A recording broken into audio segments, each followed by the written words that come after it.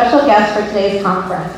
Please join me in welcoming Ron Schwally to our community. Ron brings over 15 years of experience in the education field, and he's a best-selling author and award-winning books Breaking the Bully Circle and Building the 21st Century Child, which is based on his highly successful behavior management system. He's also an engaging motivational speaker with expertise in working with children from preschool through middle school. Currently, Ron and his team teach yoga in over 50 schools across the tri-state area. His deep understanding of the mind has led to the creation of innovative, forward-thinking, and award-winning programs. In addition, Ron's background in stand-up comedy, improvisational theater, and professional wrestling allows him to connect with and energize his audiences in truly unique ways. So please help me welcome Ron to the stage.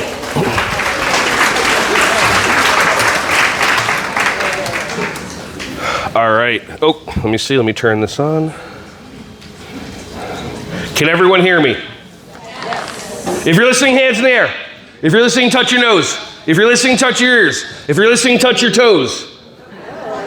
All right, do we have to go over head, shoulders, knees, and toes, or should we just, are we good? We're going to move on? All right, awesome. So first thing I'm going to do is I'm going to apologize right off the bat. There will be no PowerPoint presentation today. I know some of you are very upset about that. You're very excited. Some of you may have brought a podcast or something to listen to in your earbud, but I apologize. I may be distracting you today. Ready?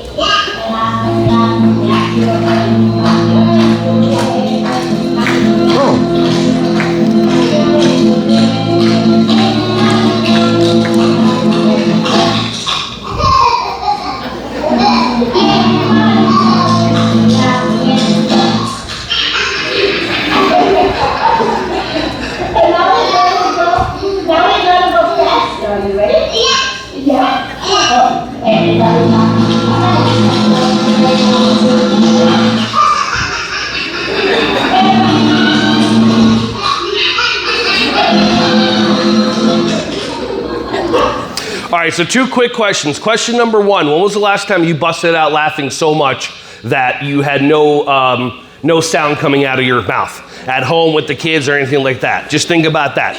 Number two, when you're watching this video, where do you feel this in your body? And by the way, this is not a keynote. This is interactive. I don't want to talk at you. I want to talk with you. That makes it more fun for me as well. Where do you feel this in your body? And here, I'll play it again, just so you can be re-present to it.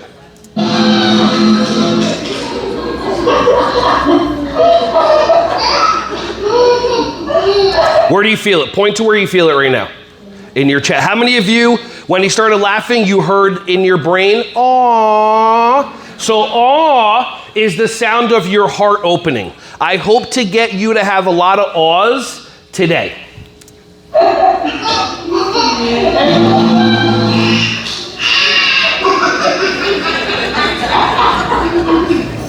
How many of you have, he's not going to choke him yet. Okay. How many of you have a kid in your class that has an amazing laugh?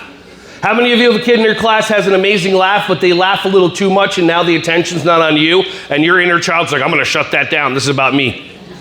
Oh, some of you are laughing? Okay, cool. By the way, too, so I teach something called Yogarati. It's a blend of yoga and martial arts. Everybody here is going to get 6 months of free online course access to all our stuff, including my behavior mastery system that we're going to go over in the afternoon, including how to teach kids Yogarati, because my purpose in life is to teach kids life skills and to teach them how to be safe. How many of you ever have a child that just gets hugged by their friends, and you have a kid that runs up to them, the child hugs them like this kid is like this, their eyeballs are gonna bug out of their head, and I look at the child going, does that feel good? And the kid's like, I'm like, do you know you can tell them to stop? And they look at me like, really? Because, they're 2, they're 3, they don't have all the information.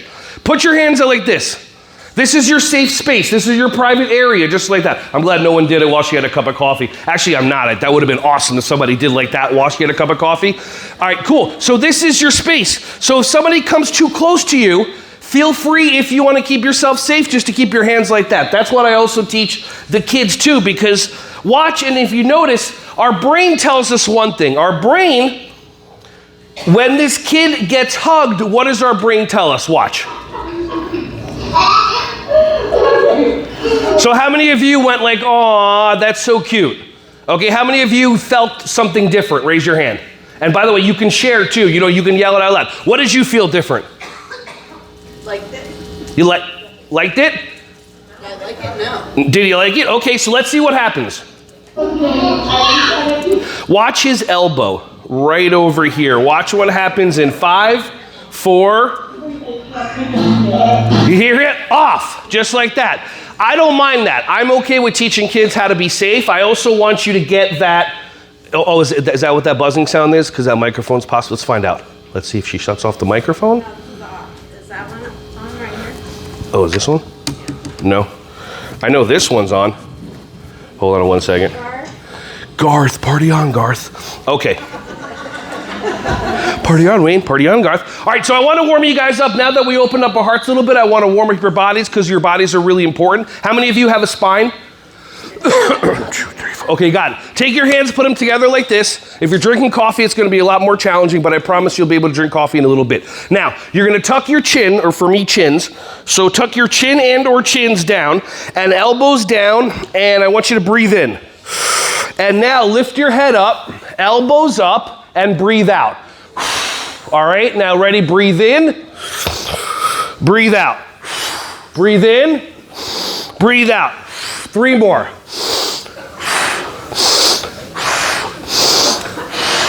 Awesome. How many of you feel just 1% or more, a little bit more awake?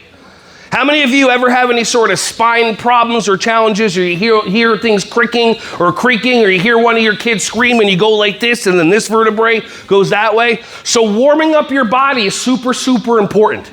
All right, another thing I want you to do is we're going to warm up our side body, because sometimes we're stretching and we're reaching, and I don't ever want you to pull something underneath here. So one arm over like this, grab onto your wrist. Your own wrist, miss. Thank you. Okay, cool. Now, breathe in, breathe out, and gently just pull. And oh yeah, you felt that hurts. People are like, oh, there's more stretching than I've done in like a year. Okay, now you're gonna notice what you feel is the muscles around your ribs are moving and stretching and breathing. Every time you hiccup, you cough, you laugh, it tightens up those ribs. Now, breathe in more and pull a little more. Now your brain is gonna kick in, start talking at you, tell you to stop stretching, you don't deserve it, you're a people pleaser, help somebody else stretch instead, whatever you want, and then come back. Okay, cool. Now grab onto your other hand, breathe in, breathe out, and just pull. Anybody ever hear something called fascia, F-A-S-C-I-A? Fascia. Okay, that's all the fiber between your muscles and your skin, and apparently that's where a lot of trauma is stored. Pull a little bit more with your arm. So when you stretch this, it moves energy around just like that, and you stretch. Okay, cool, awesome. Now, pop quiz. How many of you did the stretching? Raise your hand. Awesome. How many of you did not do the stretching? Raise your hand. Awesome. If you did the stretching, did it benefit you? If you didn't do the stretching, did it benefit you? So no, here's my thing. I'm weird when it comes to teaching. I was taught by martial art instructors, not teachers. So if I suggest something and you do it, I say great job. If I suggest something and you don't do it, I say great job for considering it or whatever. Because I'm not putting things out there like if you don't do what I tell you to do type thing, then it's bad. I just want you to have choices and experience. Unfortunately, our brain gets in the way of us trying things. Finish this sentence. You get what you get. How long did it take you to say the response? Did you have to think about it? Like you get what you get? Or did it just come out? It just came out. It took a second. You get what you get, you don't get upset. You get what you get, you don't throw a fit. What if you went out to dinner tonight at your favorite restaurant? Where are all the pasta eaters? There you go. Where are all the steak eaters?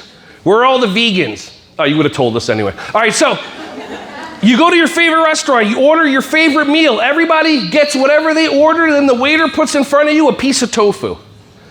And you, as respectfully as possible, say, excuse me, I didn't order this. And the waiter looks at you and goes, you get what you get and you don't get upset.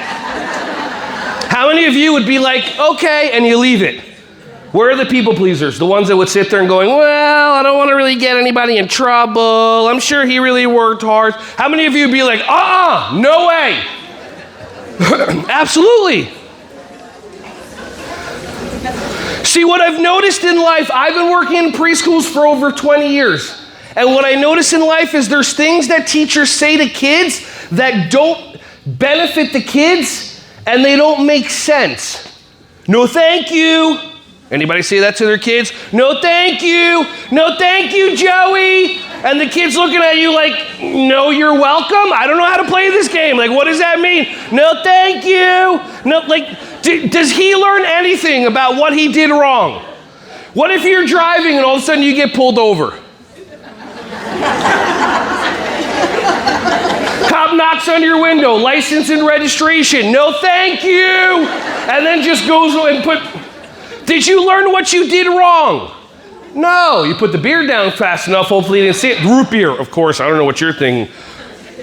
And then he comes back and he gives you 2 tickets and he goes, no, thank you. Did you learn anything? No. So why do we do it? Why do we say things that don't benefit the other human being, that don't even give the other human being information? Are you making good choices today? Joey, are you making good choices today? Kid's like, I made 38 choices in the last half hour. Can you be a little more specific? Do they learn what choices are good and what choices aren't? No. Consider we say things to kids, but it has nothing to do with the kids. It's just about us. How many of you like to be wrong? Raise your hand. How many of you like to be right? Raise your hand. There you go. Oh yeah, your hand. I don't even know about what. I don't care. I want to be right. I almost busted my ankle. You saw that right there? Human beings love to be right. Why? Because anytime we feel like we're right, our brain sends a message to our body to release a drug called dopamine. Anybody ever hear that? Familiar with it? Every time you're scrolling at 2 o'clock in the morning, wondering why you don't get enough sleep, but that's every time you do that, that's dopamine. Dopamine, dopamine, dopamine. But the thing is that dopamine is when we create win-lose, meaning the child gets no benefit from it. How many of you have somebody at home that doesn't listen to you? Oh, look at your hands come up, and she's writing, and the hand just went up like, yeah, by the way, how long does it take you to respond to my questions? A long time? Do you think about it? Or you go, so I want you just to consider, try on. Whenever you just answer a question immediately, you get what you get, and you don't get upset. I want you just to consider for a moment. It's not you, your soul, your spirit, the beautiful human being that shows up and takes care of other people's kids every day. That's not you. That's just your automatic programming. How many of you, when you have to go to the bathroom, your brain sends you a message, or it sends a message to the body? When you forget to breathe, it sends a message to the body. There's automatic stuff that happens all the time, and you don't have control over it. How many of you say that you have somebody at home that doesn't listen to you, but is it really that they don't listen to you, or they listen to you all the time because you follow them from room to room to room, saying the same thing over and over? But do they ever do what you want them to do? No, but you keep on saying it. Why? Because you get dopamine and you get to be right. How many of you have ever done this in your classroom? You want one of your kids' attention. Joey! Oh, I have to update my drivers apparently. Joey! Joey! Joey! Joey! Oh, he's not listening. Is he listening? Yeah, you heard every word that you said. Every single time you say Joey, he doesn't respond, he gets a dopamine rush. Every time you say Joey and he doesn't turn around, you get 2. You get 2 hits of dopamine because you make him wrong for not listening to you or following your directions, and then you're right about it. We are our own drug dealers. And we get high on our own supply all the time, every day. All the time, every day. Are you being a good listener? Do you have your listening ears on? The kid's like, you're 2 feet away from me. I hear you every time. Do I have to get my hearing checked? How many of you say that to your kids? Are you being a good listener? Do you have your listening ears on? And the kid's like, lady, I hear you on the other side of the room where the camera can't see you while you're voice texting your boyfriend instead of talking to me and watching me. I know oh, I'm sorry, did I blow up your spot? I've been in a lot of preschools.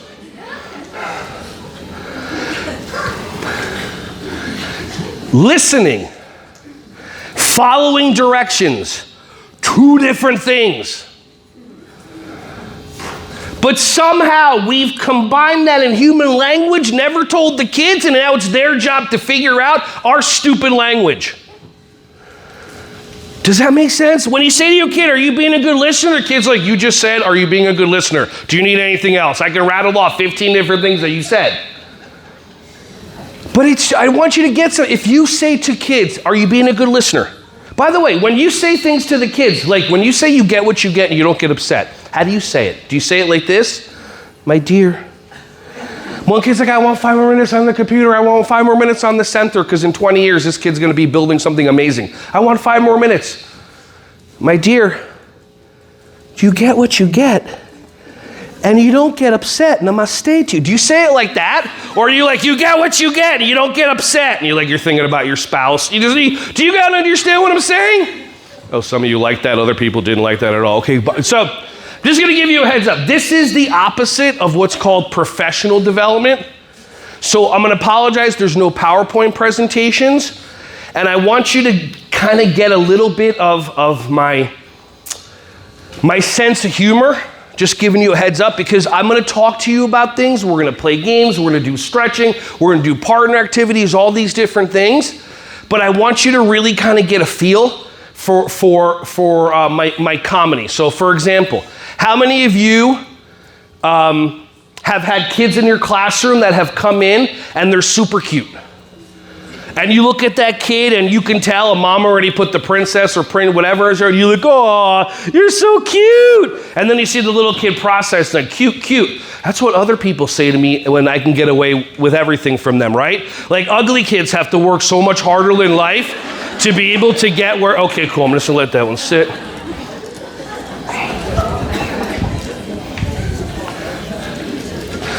Notice when I say something, a lot of other people laugh and then something in your body changes. Could it possibly be you? Of course not. All right, let's move things around a little bit here. Oh, what's going on with these drivers?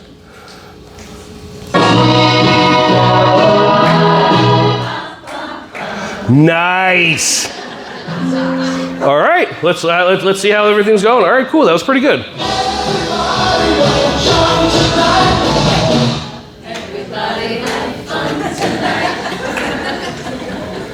So now, notice something too, and I got that crowd, so I get what I'm seeing over here. If you start singing something, and then the song comes out, and then you do the first verse, and nobody else is still singing the second verse, the third verse, you get to now experience your brain is going to try to shut you down, and your heart is going to want you singing more. Like we make decisions with our brain. How many of you made decisions with your brain? How many of you make decisions with your heart? How many of you make decisions with your gut?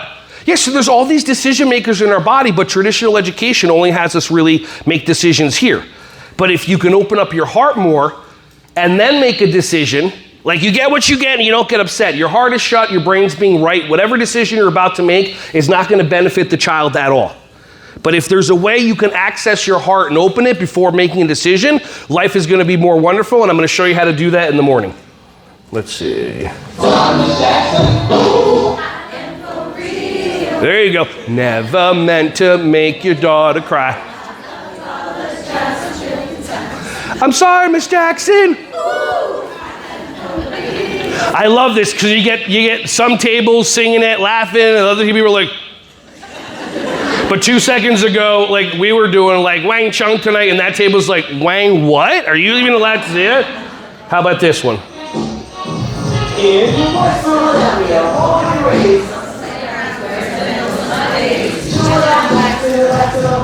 Shoot some b-balls outside of school.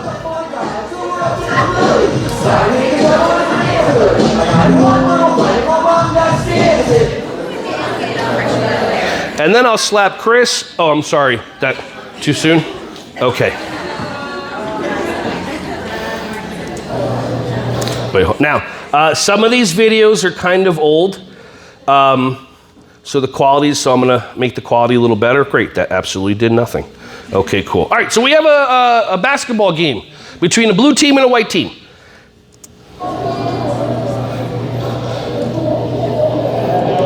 So that's pretty normal. This kid over here, number 10, he got the ball. He shot the ball into the hoop. This child is playing win-lose, which is kind of what you're supposed to because it's sport. So how do you win? You help your team score as many points as possible, or you give the ball to other people that can shoot better. They score more points, your team's happy, your family and friends are happy, the other team's sad, and they go away and try to, win another day. So number 10, this child is wonderful. This child is so amazing at sports. He's programmed to be win-lose. When I say program, like I've never seen a kid in a video that's so wonderful. By the way, win-lose, because we're talking about our brain. So how many of you, when you came in, you saw the stage was up here? Okay, cool. How many of you then chose to sit in a chair facing that direction? And now instead of just turning the chair around, you're choosing to sit like this for the next 3 hours, and then you wonder why when you leave today and your back doesn't work, you're gonna blame anybody else but yourself. So just letting you know, these chairs do turn. So now, how many of you sitting the other direction, your brain kicked on? I'm not gonna turn. I ain't doing it. No, just because he mentioned it, I'm really gonna do it. And you think you're gonna be spiteful towards me while you're gonna go to your chiropractor. I want you to just notice how much your brain sabotages you. I want you to notice your brain just gets in your way. This thing is not there to make you happy. That's what this is about. This thing is about proving you right, procreating, and keeping you safe locked up in your home. This thing is the one that tells you don't fly anywhere, planes are dangerous, and you get in a car every day. Does that make sense? They get into accidents all the time, and planes are run by, when they're run by computers, we're good. Okay, So now we have another human being. So we have people in life that are just stuck in win-lose. They don't even know it. They live their whole entire life making people wrong, making kids wrong. My mother. Anyway, so anybody have an Israeli mom? Oh, you're so lucky. Oh, you do? Okay, I'm sorry. Okay, so I was never right about anything. But it was beautiful too, because when my sister was regular, my mom was able to intimidate her and get her to do things. Me, I was the most oppositional child in the world. Anybody have any oppositional kids? My mom told me at 1, we were in our apartment in Haifa in Israel. I was born there and I came here when I was 4. I took a ride with them. And she told me at 1, that it used to be back, I'm 49 human years young, and the TV used to have 2 switches. It was just 1 and 2. It's mind-boggling. And she would turn it to the news, and I would turn it to something else, and then I would shut the TV and close it and pull the plug and say, I'm the boss at 1. And I was one of the most oppositional kids in the world, which is why you'll see why my behavior mastery system this afternoon is used by by National Head Start Association. Because if you're a super oppositional child, then the more that you tell people to do something, the more they resist doing it. Let's see where the oppositional people are. From this point on, you're not allowed to raise your hands because I said so and I'm the boss. Okay. So you see some people raising their hands, awesome. And then you see the people on the down low. You see, he's spinning his key.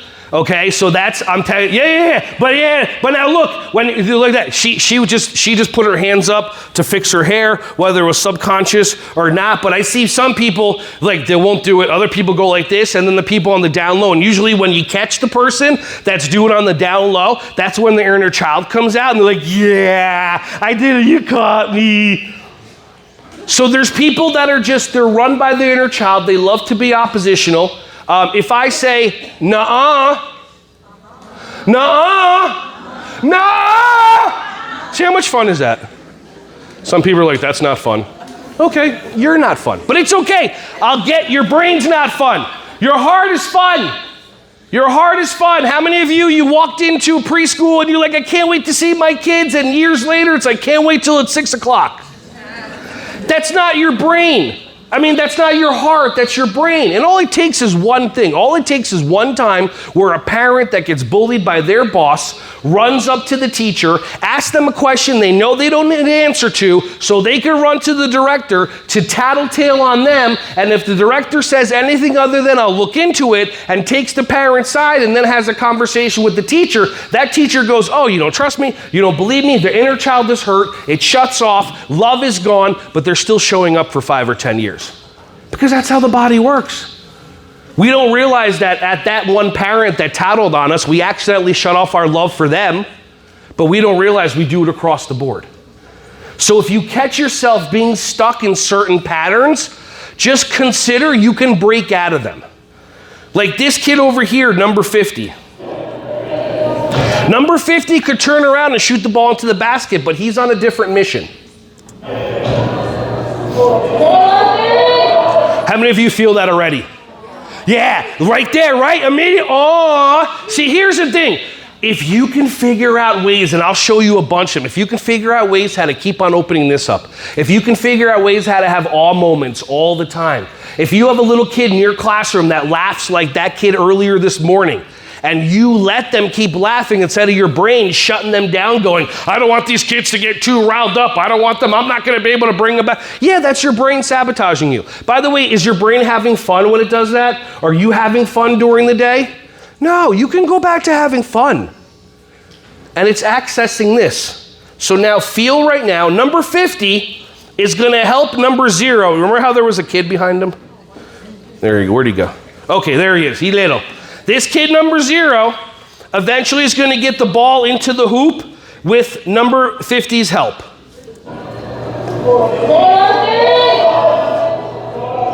But it won't happen this time. Now, number 10, the person programmed win-lose. Your annoying relative that you never want to see because all they do is make you feel bad. The relative that when they see you, when Hallmark tells you you're supposed to see them 2, 3 times a year, whatever, and they look at you and you haven't seen them and they go, it looks good on you. And you're like, what? They're like, the weight. And you're like, But then you have the program of respecting your elders, even though they're mean, which I think is just absolutely, if someone's mean to me, I'm not respecting them just because they've been here longer. That doesn't make sense to me, but I'm weird. So number 10 is going to get the ball. What do you think he's going to do? How many of you think he's going to shoot the ball into the hoop? A child programmed win-lose. How many of you think that he's going to stop and hand the ball to number 50 or number 0? Okay, that's sweet of you. How many of you would shoot the ball? Okay, cool. Now, how many of you would really shoot the ball, but you didn't put your hands up because you don't want to be judged by people around you who would also still shoot the ball, but they're not raising their hands because how many of you don't want to be judged? Raise your hand if you don't want to be judged. See, the real people that don't want to be judged don't even put their hands up because they don't want to be judged by other people who are judging them for raising their hands for judging the judgment. How many of you, see, I'm super oppositional. I was a pro wrestler from ages 18 to 34. Mostly because my mom told me I wasn't allowed to be. That's what drove me. And I'll show you a video later and all this other stuff, but I'll talk about it. But again, I'm oppositional. Some kids aren't. So this kid, he's going to shoot the ball into the hoop. Let's see what happens.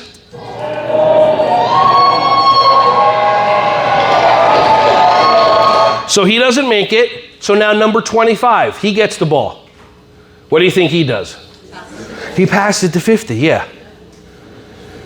I don't see, now whether he passed it to 50 because he didn't want to be judged, like, anybody here not take action in their life to follow a dream because they were afraid of somebody else in their life judging them?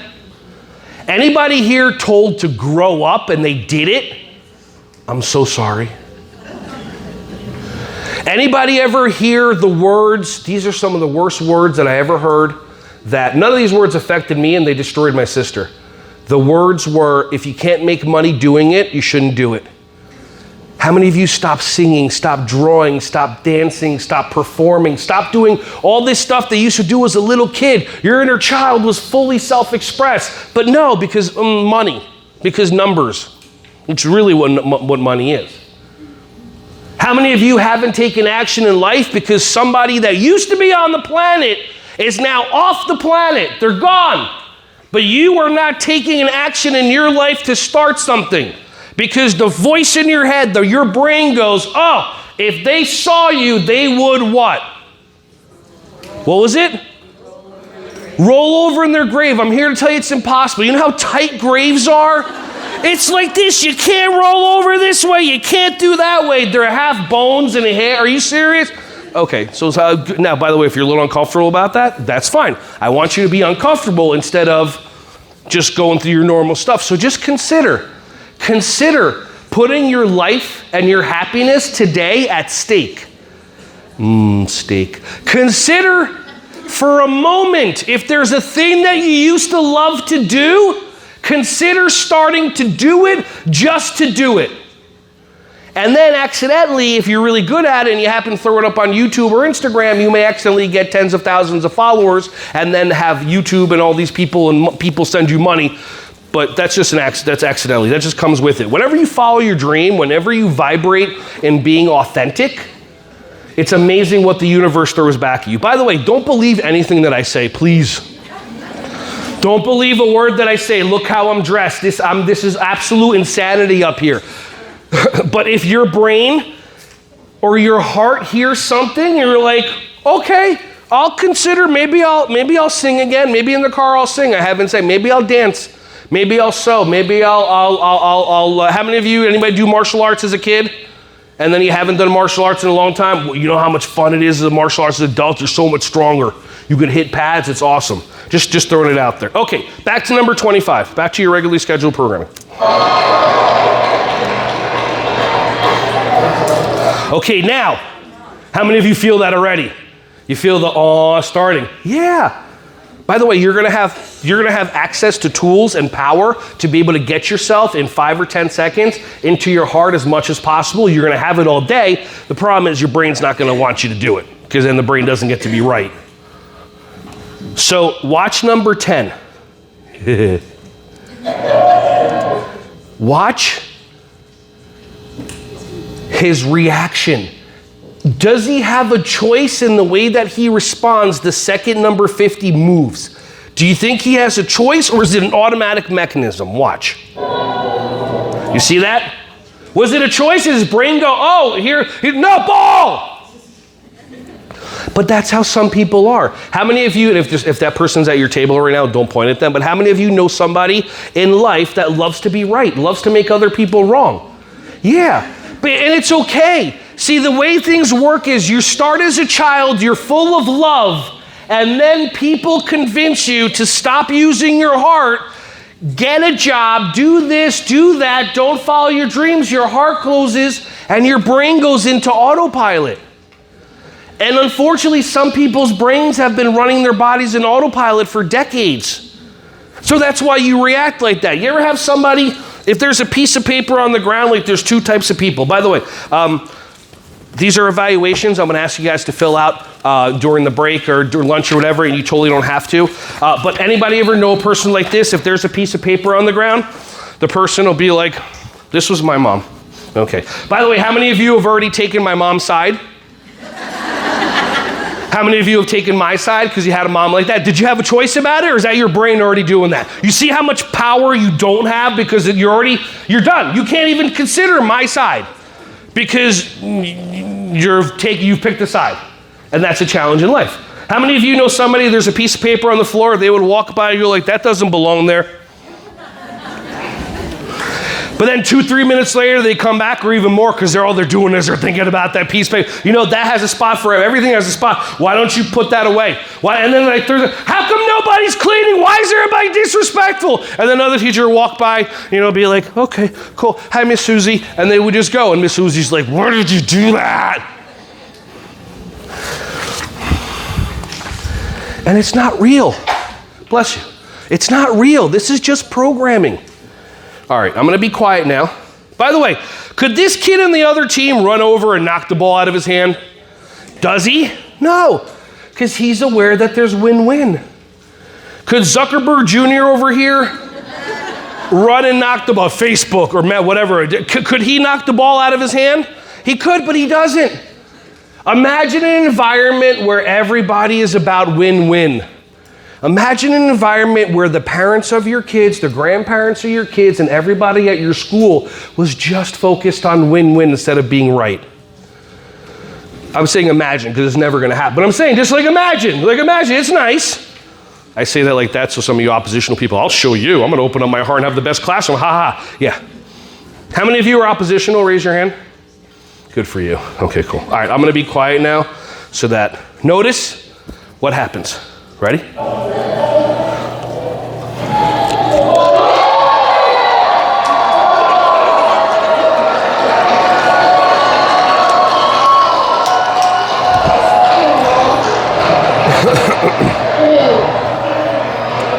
Where do you feel that? Ain't it nice? Let's see how long we can just stay there. How many of your brains already started talking? Oh, isn't it like already, huh? Like immediately. How many of you wake up in the morning and you like give gratitude? You're like, I'm happy that I woke up. I do that every morning. Like, yo, there's people that don't. Like, I'm happy I woke up. I'm happy. Like, I'm happy for my wife. I'm happy for my 2 doggies. I'm happy for my vessel, my body. And then I get out of bed. Other people, how many of you wake up and your brain goes, top 10 things to worry about. Let's go. And you're like, I just want to go to sleep. And that's why we have alcohol. That's the way this is designed.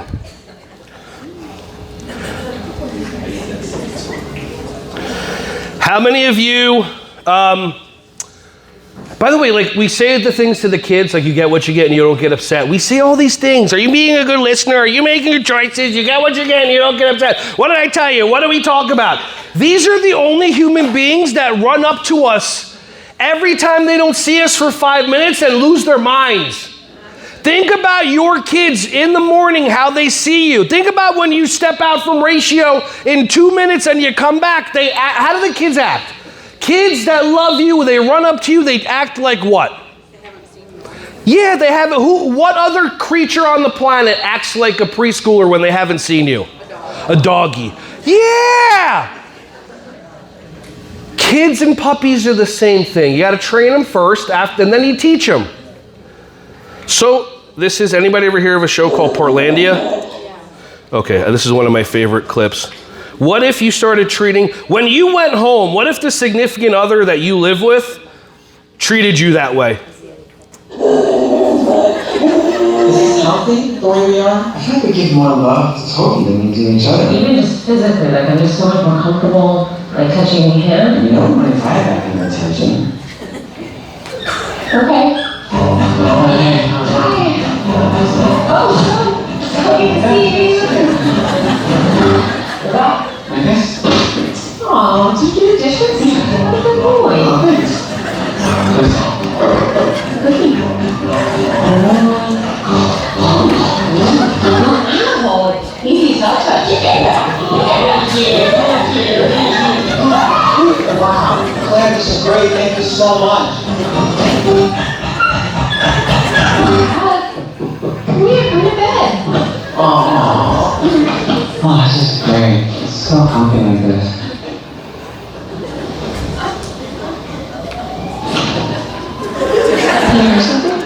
Fred Armisen is just absolutely. Anybody know who Fred Armisen is? Oh, just truly amazing. All right, let's do some stretching. Let's warm up the body a little bit. I like the way that you're standing up. I like the way that you're standing up. Do I want you sitting for this or standing? Now look at each other and be like, are you going to stand? Am I going to stand? I don't know. I don't think you're going to stand. I'm going to stand. But now you're standing and I'm not standing, so I don't look good. So I think I should probably say, oh, I don't want to. Oh, my goodness. You want me to stand? Oh, I did that yesterday. Okay, cool. All right. This is called silly stretching. A lot of the stretching I'm going to have you do, including the stuff that we did earlier, you can all do this at circle time. Okay, I know your exciting world of circle time when you sing the What's the Weather song 5 days in a row when the weather hasn't changed and you waste 10 minutes and it really benefits nobody, but that's fine. Right, roll your head around. You're gonna hear little cracks and kringles and little Rice Krispies snap, crackle, and pop. Go the other way. Nice and gentle. Okay, look up and down, up and down, and up, and down. Look straight, look to the left, look to the right. This is all called dynamic stretching. We don't hold any stretches for longer than 2 minutes because you're gonna be running around with your kids all day, ear to your shoulder or as close as you can, back and forth. So this stretching that we do, I call it silly stretching. All the Yogarati videos are online. You can throw it on there. Have your neurodivergent exceptional kings and queens do the stretching or do it with them. Roll your head, roll your shoulders forward and roll your shoulders back. Okay, palms out, hit as many people as you can. Well, if I tell you don't touch another person, what are you gonna wanna do? Like if you just let your inner child play with the kids more, it's so much more fun. So you're gonna get a little chest stretch over here, palms down. When you do palms down, you're gonna feel stretch in your biceps. How many of you are picking up 10, 15, 20 pound weights every day? Kids, right? And of course, when you pick up the kids, you immediately go with your legs only and you pick them up. Do you do that? Or do you go, I'm not gonna use my legs at all, let me use my lower back completely, and then you wonder why your lower back hurts? Just throwing it out there. Okay, arms up and back. This stretches out your shoulders. Okay, cool. And elbows up, washing machines. Whoosh, whoosh. You may feel dunks, I call them dunks. You may feel vertebrae slide into place. How many of you ever have slept wrong? You wake up and you're like, my neck. So I want you to consider, arms nice and loose, twist spaghetti arms, let your arms tap you in the back of the shoulders. The back of your kidneys. What? Consider this. If you do not do any sort of movement or stretching, even 10, 15 minutes a day, which I'm going to give you a bunch of stuff, and there's stuff on my website that you can do all day so you can get a full body workout in school. And all the stretches that I give you, don't do them at home.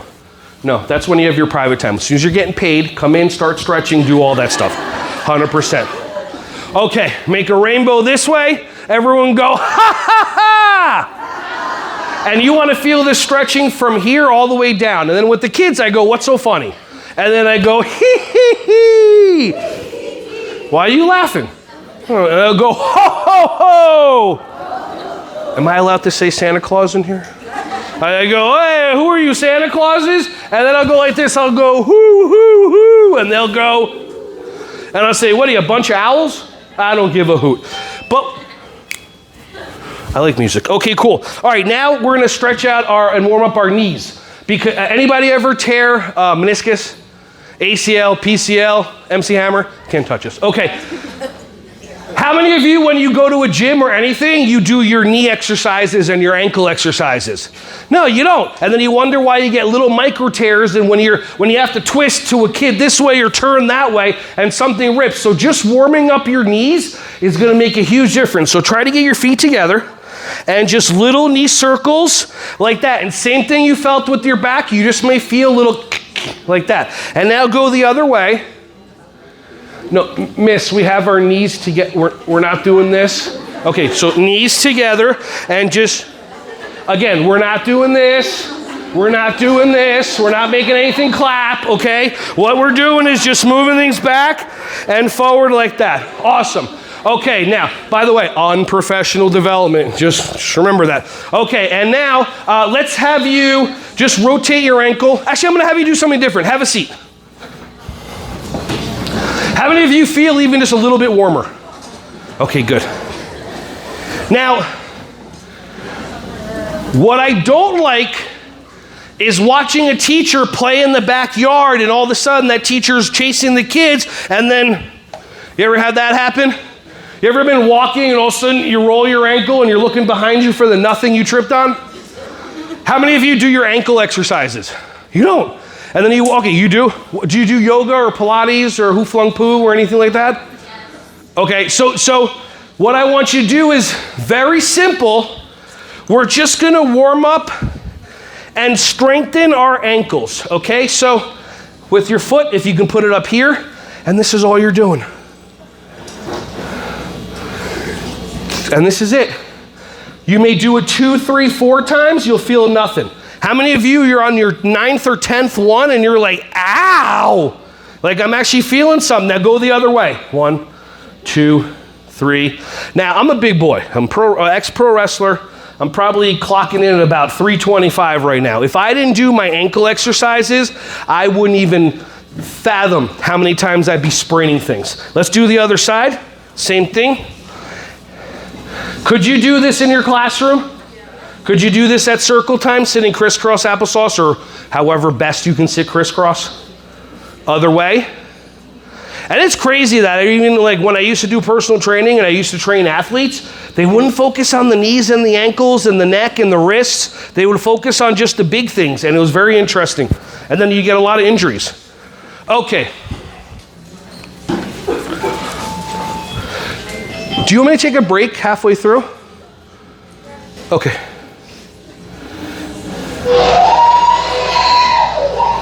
Just in case you missed having crying babies around, you're welcome.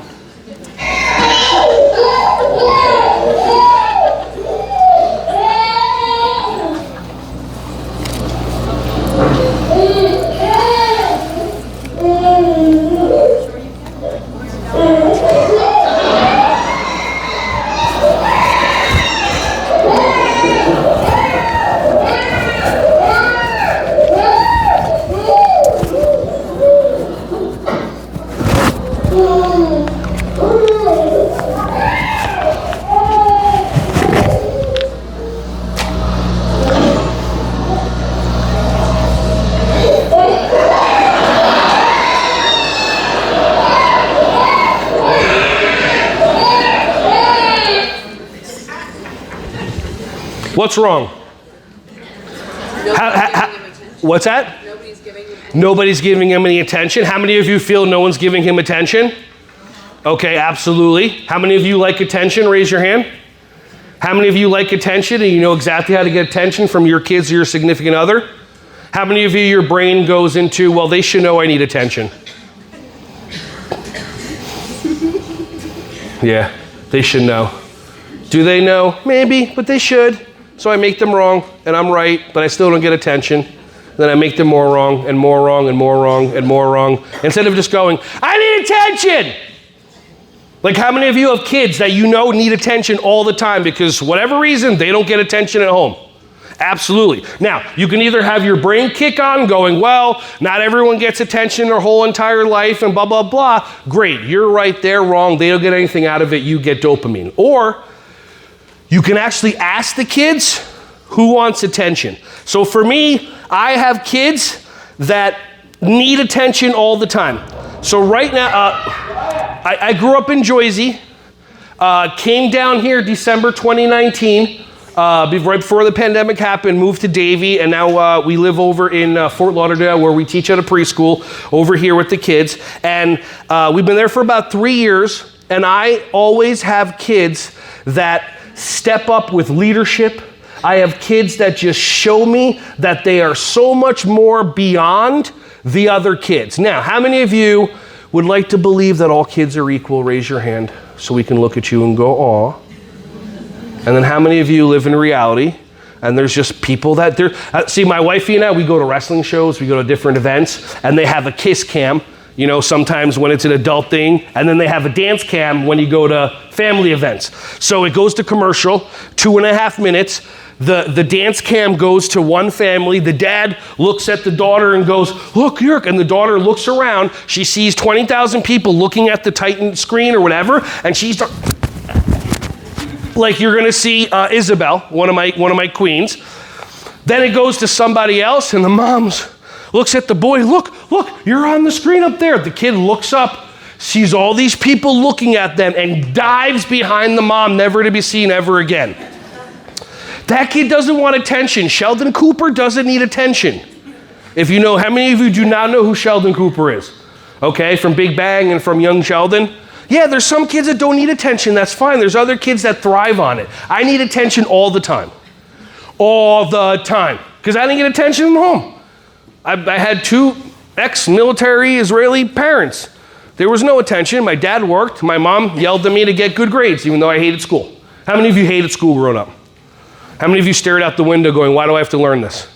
How many of you have kids that stare out the window and go, why do I have to learn this? And you just make them wrong instead of going, I don't know either. Well, thank goodness for micro schools and homeschooling. Anyway, so what I offer you is when you have a disruption or something in your class, and again, we're going to do behavior mastery later on, sometimes there's kids that just want attention. So I want to introduce you to a couple of kids. This is Yogarati, where I'm teaching them how to do the hammer fist. You take your hand, you close it like this, and you hit the pad just like that. Now, this over here, let me make sure the auto, okay, cool.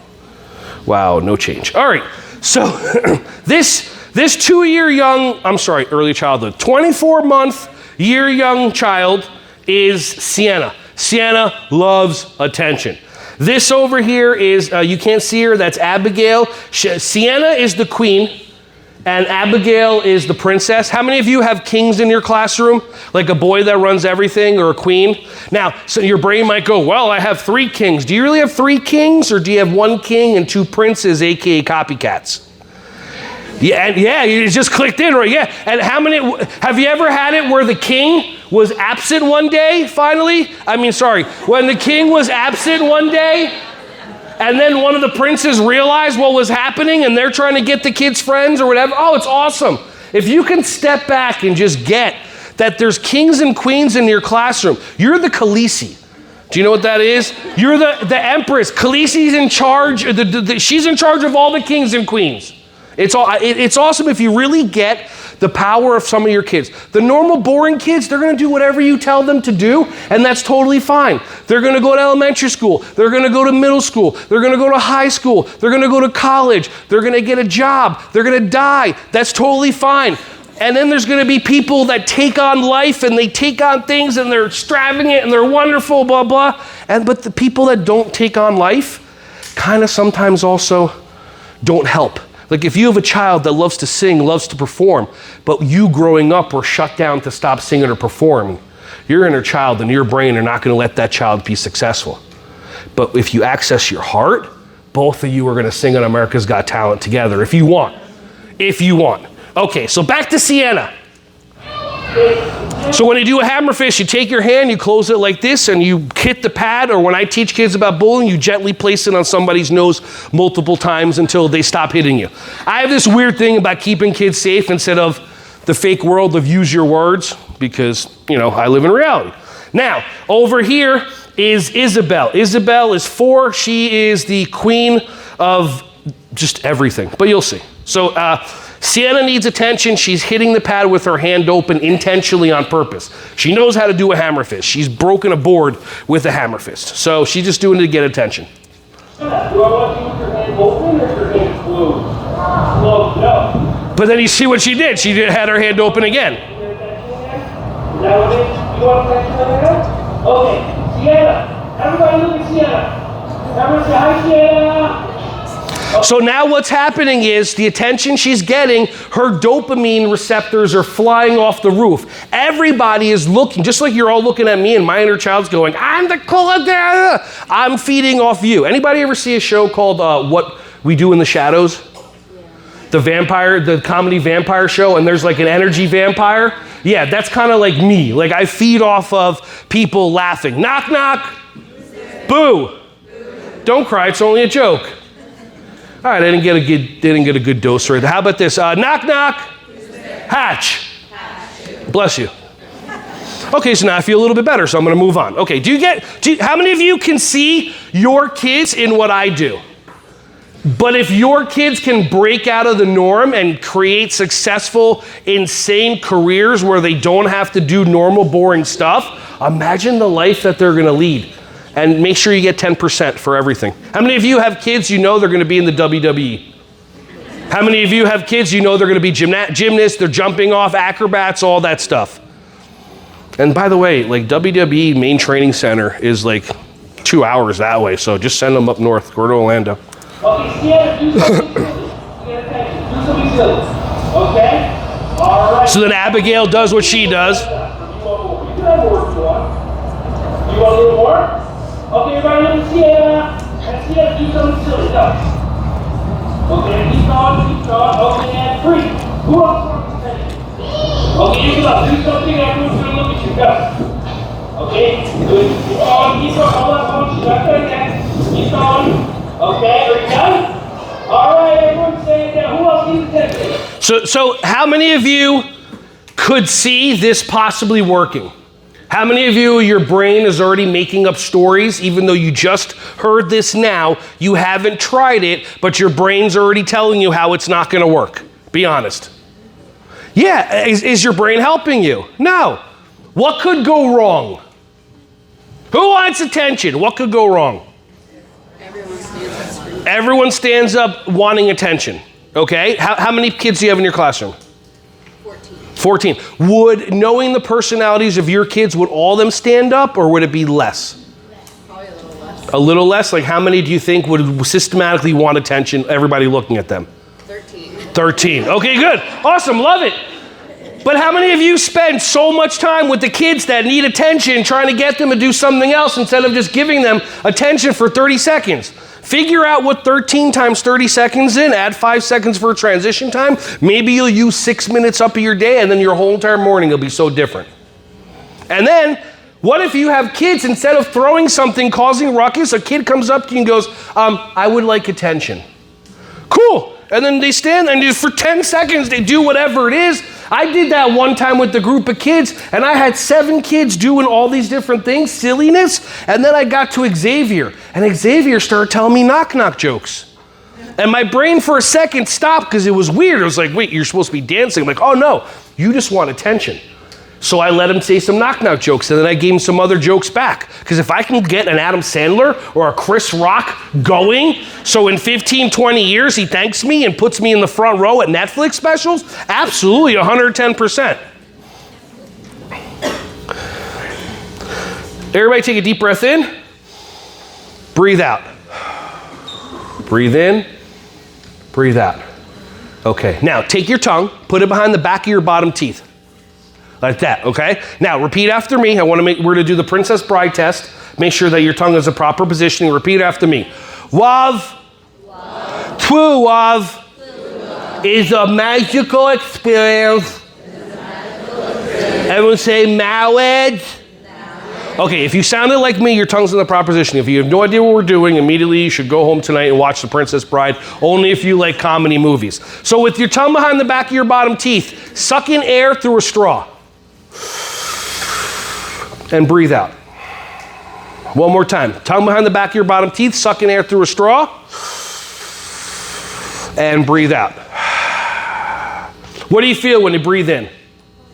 That cooling sensation. So that's called cold breathing.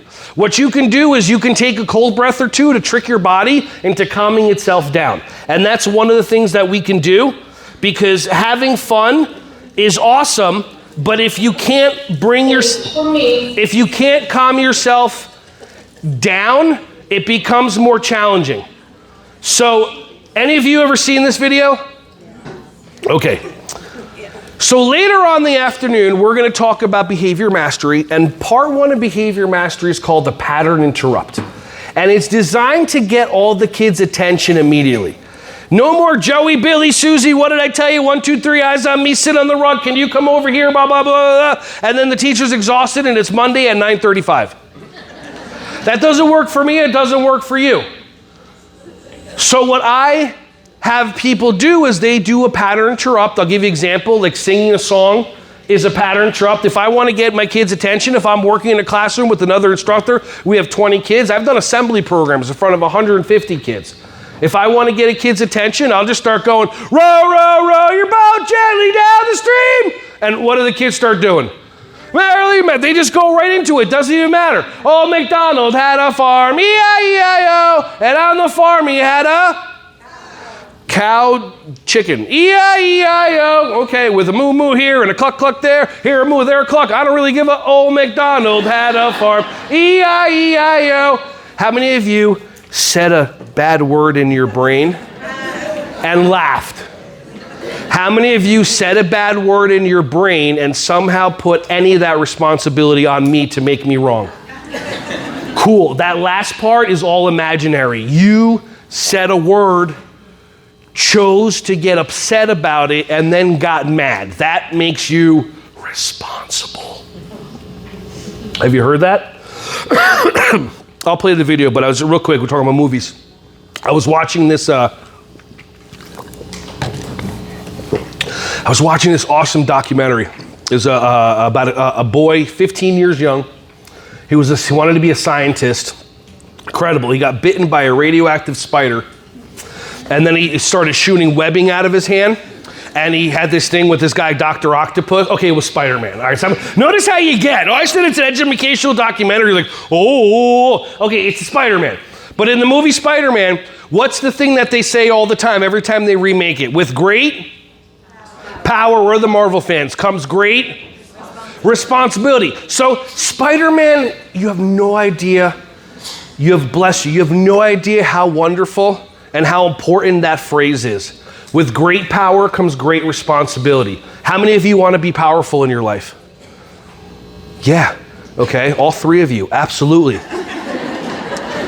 So people are like, there's a caveat there. See, here's the deal. The more responsibility you choose in your life, the more power you have. Anybody ever go to a personal trainer or nutritionist and they give you a program, and if you would have done it their way, you would have gotten their results for you?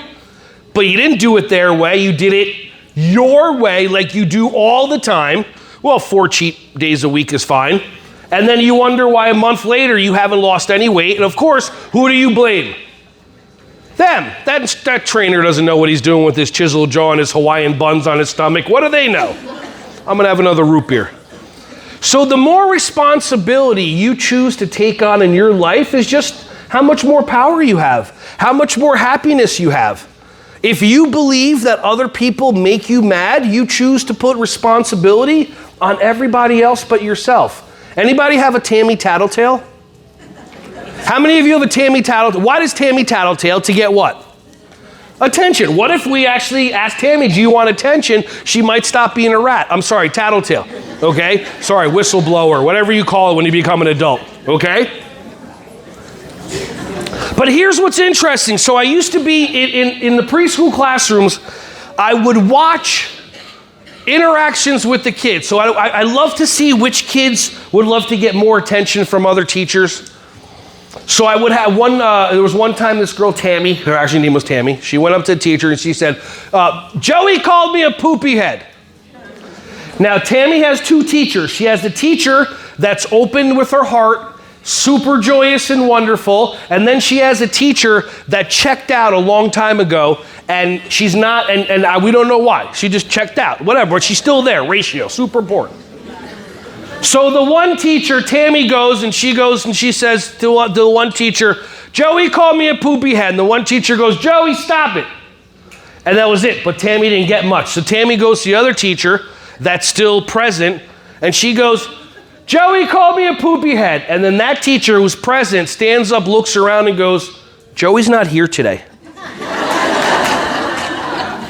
And then Tammy looks around the room real quick because she's like, Bobby called me a poopy head. So the teacher's like, oh, so now, just like with the basketball game, we go into our programming. What are we going to do? We got to come save the day. We have to teach the kids life skills. We have to teach them how to handle themselves. So we take Tammy and we go up to we go up to Bobby.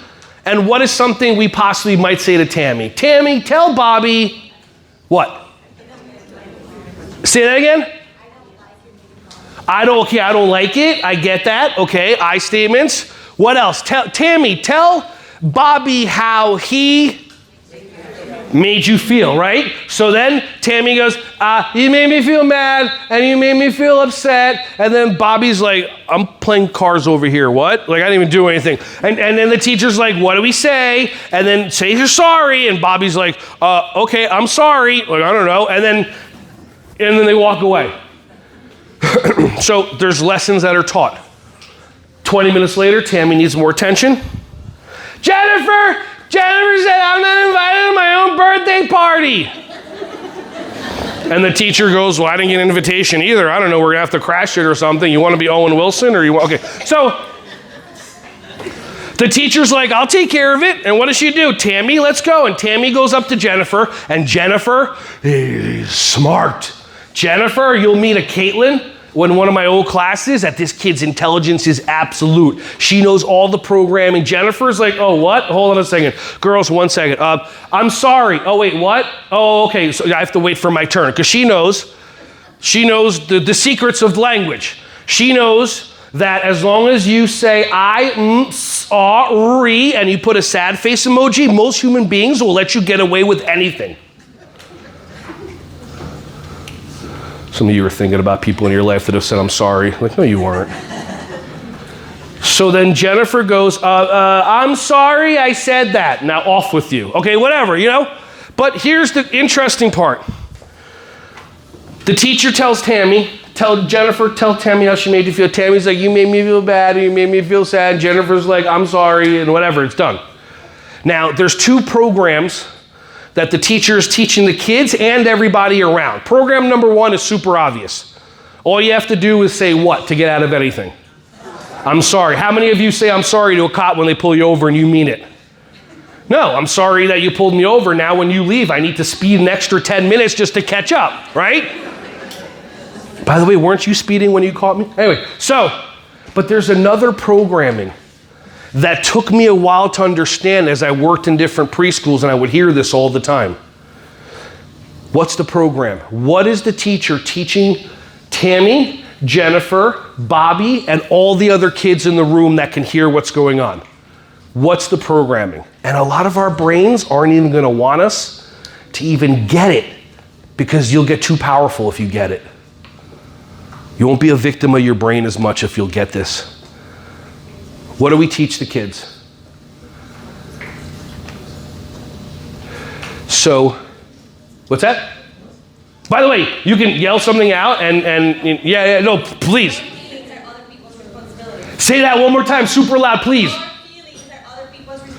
Oh, how many of you have been told your feelings are other people's responsibility? You should watch what you say so you don't get other people upset, because they've been programmed that we have the power to get other people upset.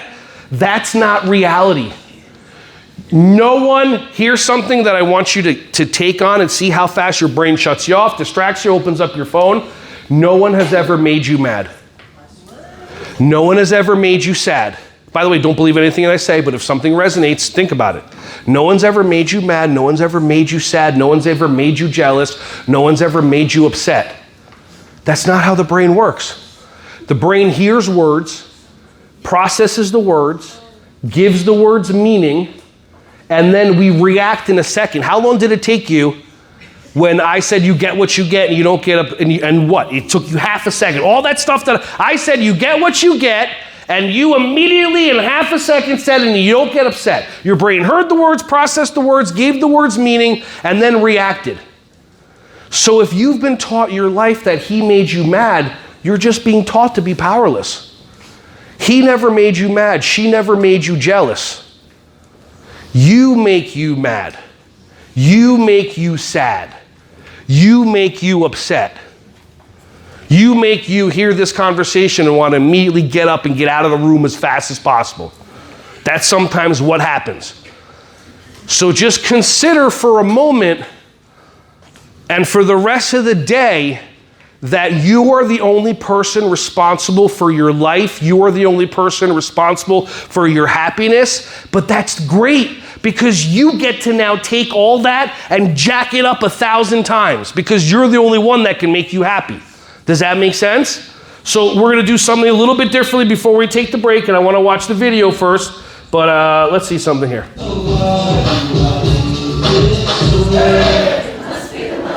Nice. Let's try some other stuff.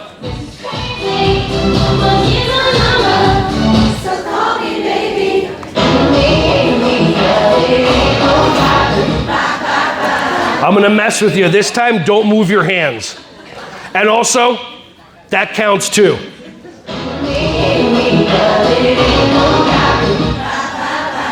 Notice it. Okay, cool. All right. How many of you have seen this video? So again, I was just talking at you, pretty deep conversation. Now, all I'm doing is I'm a gardener. I just planted that seed. 6 months, a year from now, you may choose to be responsible for something that you did instead of blaming somebody else. You may, later on this week, go, you get what you get, and then you stop. You may look at a child and go, are you making good? Oh, I was going to do it again. And that right there is you breaking a pattern that you've been stuck in for a long time. How many of you knew you weren't supposed to have the carbs that were in the back of the room this morning?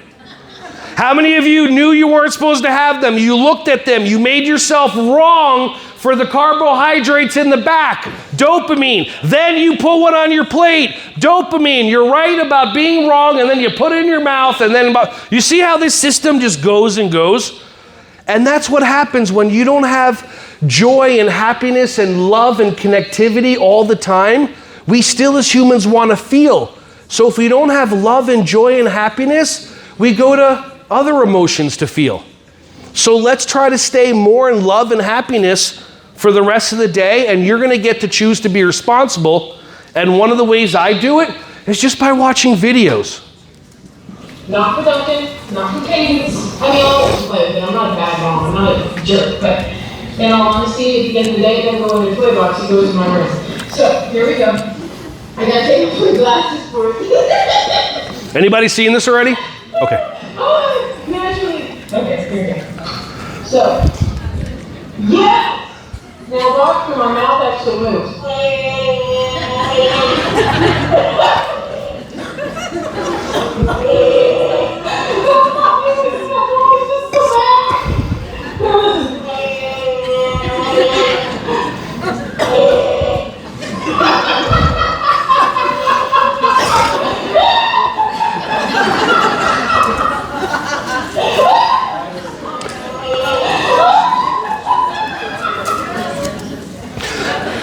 What's the best part, the mask, or the best part is her laughing?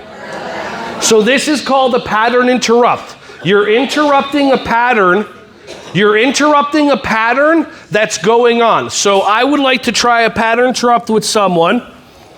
So would anybody like to come up here and try this on in front of everybody? Come on up, dude. There you go.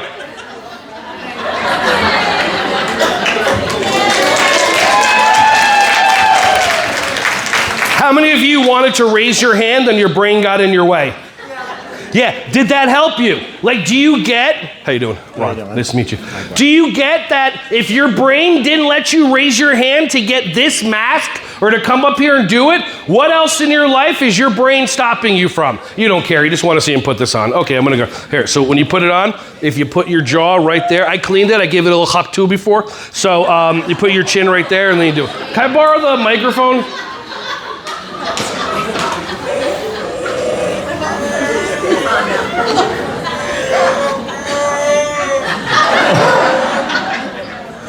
I don't know, it's not working. All right, give him a round of applause. It didn't work as well. Here, oh wait, I'll take this, I'll take that. And you know what? Here, why don't you take one of these? Oh, okay.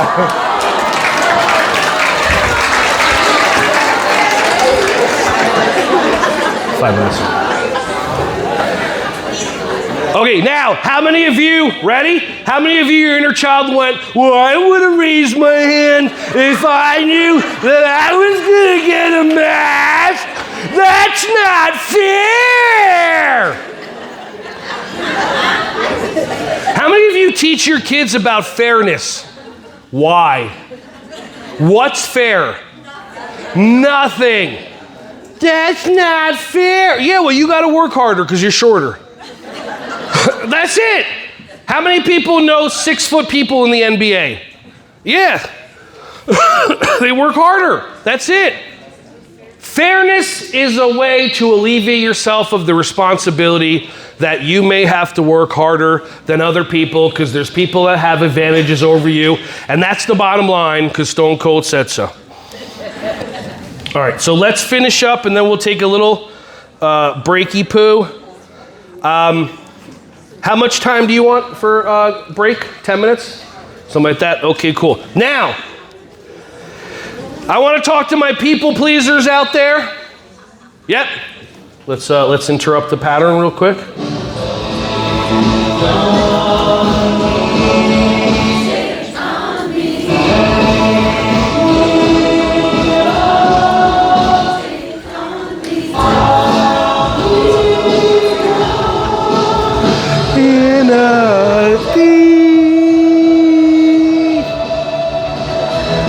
Anybody actually know the words?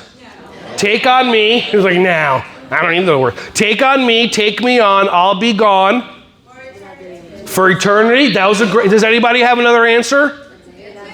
By the way, that's what I say to kids. If one kid says the wrong answer, there's no benefit me going, no, or I just go, does anybody else have another answer?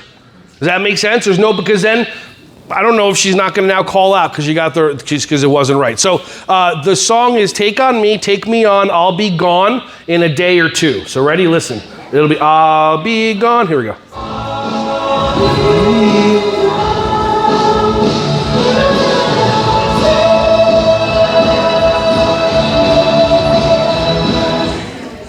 I don't hear it either. Okay. People pleasers. No one's coming to help you. Thank you. Have a good break. No, I'm kidding. I'm teasing. Okay? So here's the thing. People pleasing is just a program. Just like making someone wrong is a program. At some point in your life, either you didn't get the help that you wanted or somebody didn't get help and you determined, I'm going to help everybody, blah, blah, blah. But then you're also taught that your brain says the word should. Well, they should know I need help. And your heart's like, why don't you ask for help? And your brain's like, well, they should know. And then they don't. And they don't help you. So this is for all you people pleasers. By the way, another thing that you get 3 months of free coaching from me. 6 months of the online library, 3 months of free coaching. Seriously, on the phone or Zoom, 98% of people never call me because their brain goes, I don't need their help, his help, and that's totally fine. But you get coaching because if you're a people pleaser and you want to stop and you want to have power over it, let me talk to you for 5 or 10 minutes so we can figure out what was the first time people pleasing became a part of your life, and let's just unravel it. Does that make sense? Okay, you're not going to call. That's all right. And for those of you that are oppositional, you're not allowed to call me. Wait, hold on a second. Is there sound? Let's try that again.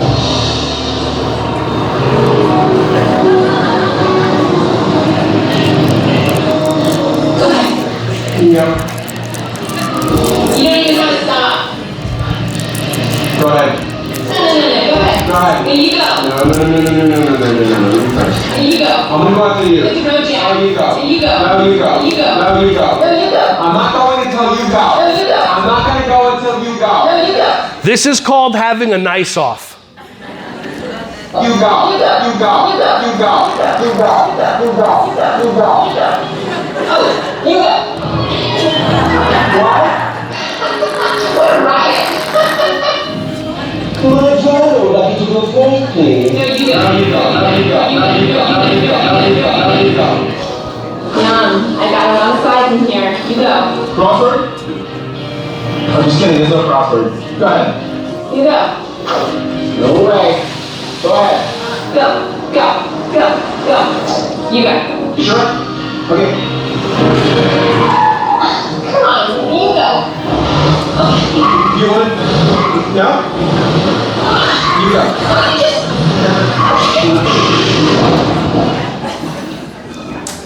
All right, you go on a break. You tell. No, you tell. No, you tell. You tell. No, you tell. No, you tell. No, you tell. No, you tell. No, you tell. No, you tell. No, you tell. No, you tell. All right, let's try this one.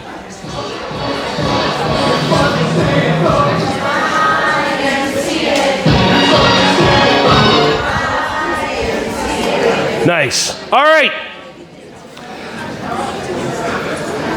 I'm going to say something and then notice what happens in your body. I'm going to say something. Notice if you have a freak out or if nothing happens or if you take an action. All right, one more time. I'm going to say something. Notice how your body and your brain get triggered and it's not your fault what's about to happen. It's just normal, okay? Here's what I'm going to say. I need 3 volunteers to come up here. 1, 2, 3. Okay, cool. And I'll have more games. Come on up here. How many of you, the second I said I need 3 volunteers, you felt something in your body go, ah! How many of you, and literally, like, you went into a panic. The only thing you had to do was keep your hand down. Hop on the stage, I'll show you. So the only thing you had to do was keep your hand down from not volunteering. But notice what happens in your body. It's a trigger. How many of you, when I said I have my 3 volunteers, you felt relief? Did I do that or did you do that? Yeah. Do you get what I'm saying? So do you get that? You created the stress in your body when I said I needed volunteers, and you created the relief in your body when I said I had my volunteers. Does that make sense? It's fine. This is all, like I said, I'm a gardener. This is words I say. They go into your subconscious. You may not even be paying attention, but 3 or 6 weeks down the road, you'll take an action, think it was your idea, and then it'll be awesome, which is how it should work. All right, now, we're going to play a game called Yes, Let's. What's it called? Yes, let's. Yes, Let's. Okay, so the game is going to start like this. I'm going to borrow you for a moment, okay, and I'm going to say something that I don't want to do. Because there's things in life that we don't like to do, but we somehow have to do them. We feel that way, right? So I'm going to say something that I don't like to do, and your only response is going to be yes, let's, and then we're going to act it out. We're going to improv it out. How's your improv skills? Pretty good. Pretty good? Okay, cool. How's your improv acting skills? Good, good. Okay, so again, I'm going to say let's, and I'm going to come up with something I don't like to do. Your only response is yes, let's. We're going to act it out. 15 seconds go by. You're going to interrupt both of us with something that you don't like to do.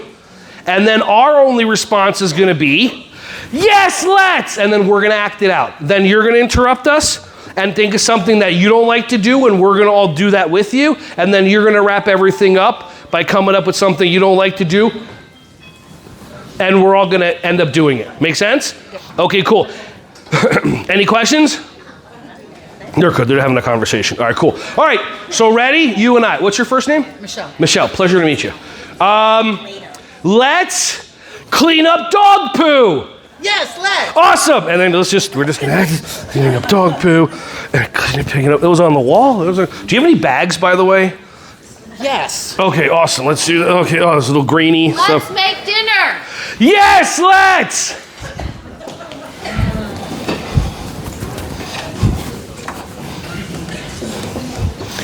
Like the recorder.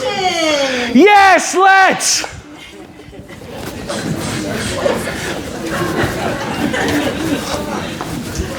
Let's do the laundry. Yes, let's. I got a fitted sheet. I don't know what to do with this thing. I just roll it up in the garbage thing. All right, give them a round of applause.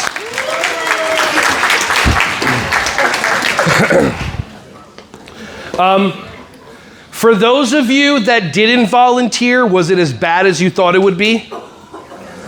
Worse. Good for you. Whoever said worse, never volunteer for anything ever again. Let everybody else just go in front of you. Let them live your life, 30, 40, 50 years, kaput, but it was worth it. Because you got dopamine and you got to be right, 100%. How many of you have things in life that you don't like to do? How many of you have to clean up diapers or change other human beings? How many of you have to wipe noses of kids that are not you? All these different things.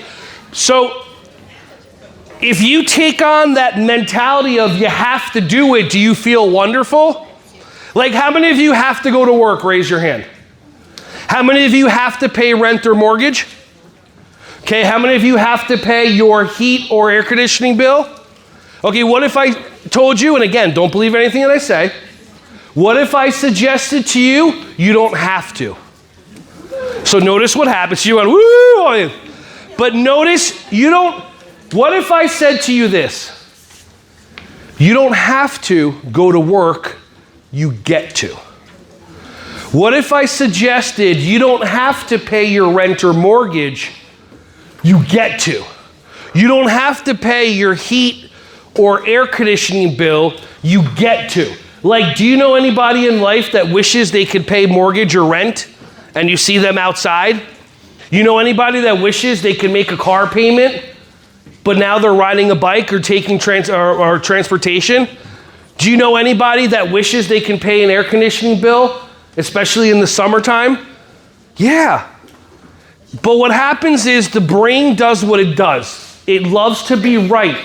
So it tells you all the different things you have to do. How many of you have to lose at least 1 pound of weight? Your brain tells you. How do you feel about it? Do you feel excited about it? Do you feel pumped up? I'm going to go to the gym. I'm going to do that. I wonder how many croissants are still back there. You get what I'm saying? So if you feel like you have to do it, you're going to do it with resistance or you're not going to. What is something you feel like you have to do? And it doesn't have to be school related. What is something you feel like you have to do? Yes. You have to play video games, okay? Why do you feel like you have to? Do you have a tournament coming up? Are you in a gaming league? Some of them are laughing, but I understand how much money e-games actually brings in. Yeah. It's my leisure time. Okay. What happens if it's your leisure time, but now something else comes up and now you can't play the video games for a couple hours? What's that? I can leave the video games. Okay, but so do you feel like if you feel like you have to, does it feel negative at all? No. Okay. But some people, if they feel like they have to do something and they don't do it, then they tell themselves they have to do it, they get themselves upset, and then they don't do it. As opposed to if you get to. What if you took on life like, yes, let's? How many of you, when you're paying your mortgage or your rent, your brain, whether you're typing it in or you're writing a check, your brain is saying to you already, oh, I could do so much more with this money instead of paying rent. Yeah, absolutely. So just 1 month, just don't pay. 1 month, don't pay rent, don't pay mortgage. They're not going to kick you out. They'll send you a couple of letters. You can send them back. I'm sorry, you may have to pay an extra $50 whatever, fine or whatever, or you double it the next time. But take that money and actually do what you want with it just to get that out of your system. Does that make sense? How many of your brains like, nope, I still have to pay rent. I still have to go to work. I got it. I understand. It's how we kind of get stuck in life. Anybody have any lower back pain? Okay. Was it lower back pain that you got into an accident or you fell and something got displaced or subluxated? Or was it like you were feeling really good and then one day your body went, hey, you know how you've been feeling really good your whole life? Well, I'm going to shut that down.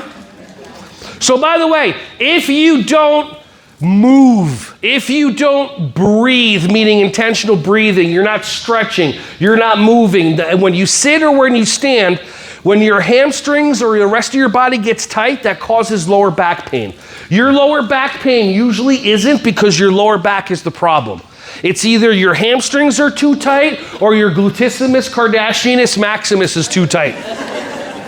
That's a technical term. That's what Kanye said. So what I'm going to do is I'm going to show you 2 different types of stretching to release your lower back and give you lower back pain. Now, what's going to happen is this. Some of you, your brain already chose, I'm not going to do it. Because when you're in pain, you get to be right. Anybody ever have somebody that like they're in pain, but they love to let you know about it? They're like, oh, like anybody ever break their toe? You know somebody like that? Anybody ever break their pinky toe? What do they tell you? What can you do about it? Nothing. You put tape on it. But there's certain people that, like, I broke my pinky toe one time. I looked at it. It was facing this direction. My toes are pointing that way. I took some tape, taped it on it, went on with my day. Other people will look at that going, oh, I need attention, because they don't ask for attention. They're adults, and they'll, like, walk into school like, oh, my goodness. You ever have somebody do that? Or even not even to that extent. Anybody ever do this drive-by? Not the really bad one, but this one, where somebody goes like this and they go like, ah. Ah. Ah. Oh, you're good. Okay, why? You don't want to? She didn't budge. Some people would ask what? What's wrong? And literally give me an invitation, and then they can accept an invitation to my pity party. She doesn't want an invitation. She's like, no. Have you had people in your life that kind of like, yeah, absolutely. Yeah, you have had sit next to you right now? Oh, okay, good.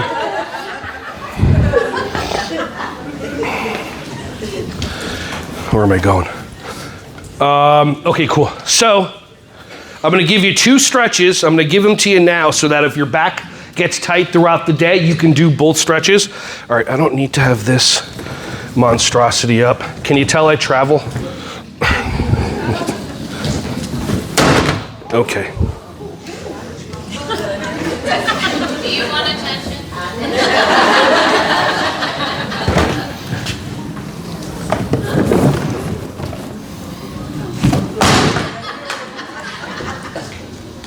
Okay, that's fine. But, I mean, tell me your kids aren't like that. Like, do you want attention? It's like, yes.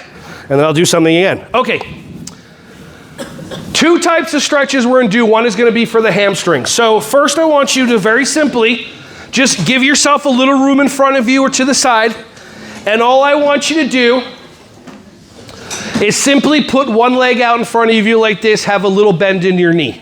Super simple, okay? Now, when I say go, all I want you to do is for 1 second, this isn't the stretch, this is just setting you up for the stretch. For 1 second, all I want you to do is reach down and then sit back up so that you can have an idea, this is how far I can stretch. So again, I'm glad you're standing, so I don't really know how else to do this without, nope, my brain told me to throw my foot up on that, so I'm not gonna do that, okay?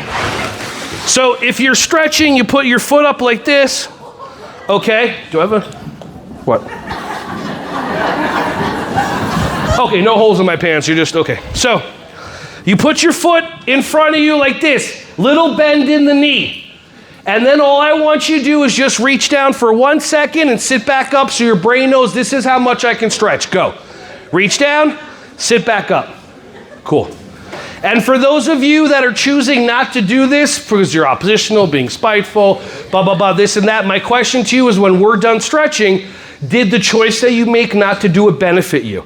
And if it did, then keep doing those choices. But if it doesn't, consider maybe do another choice. Throw it out there. Okay, so now you put your foot in front of you. Now, your brain knows how far you can stretch, so we're good.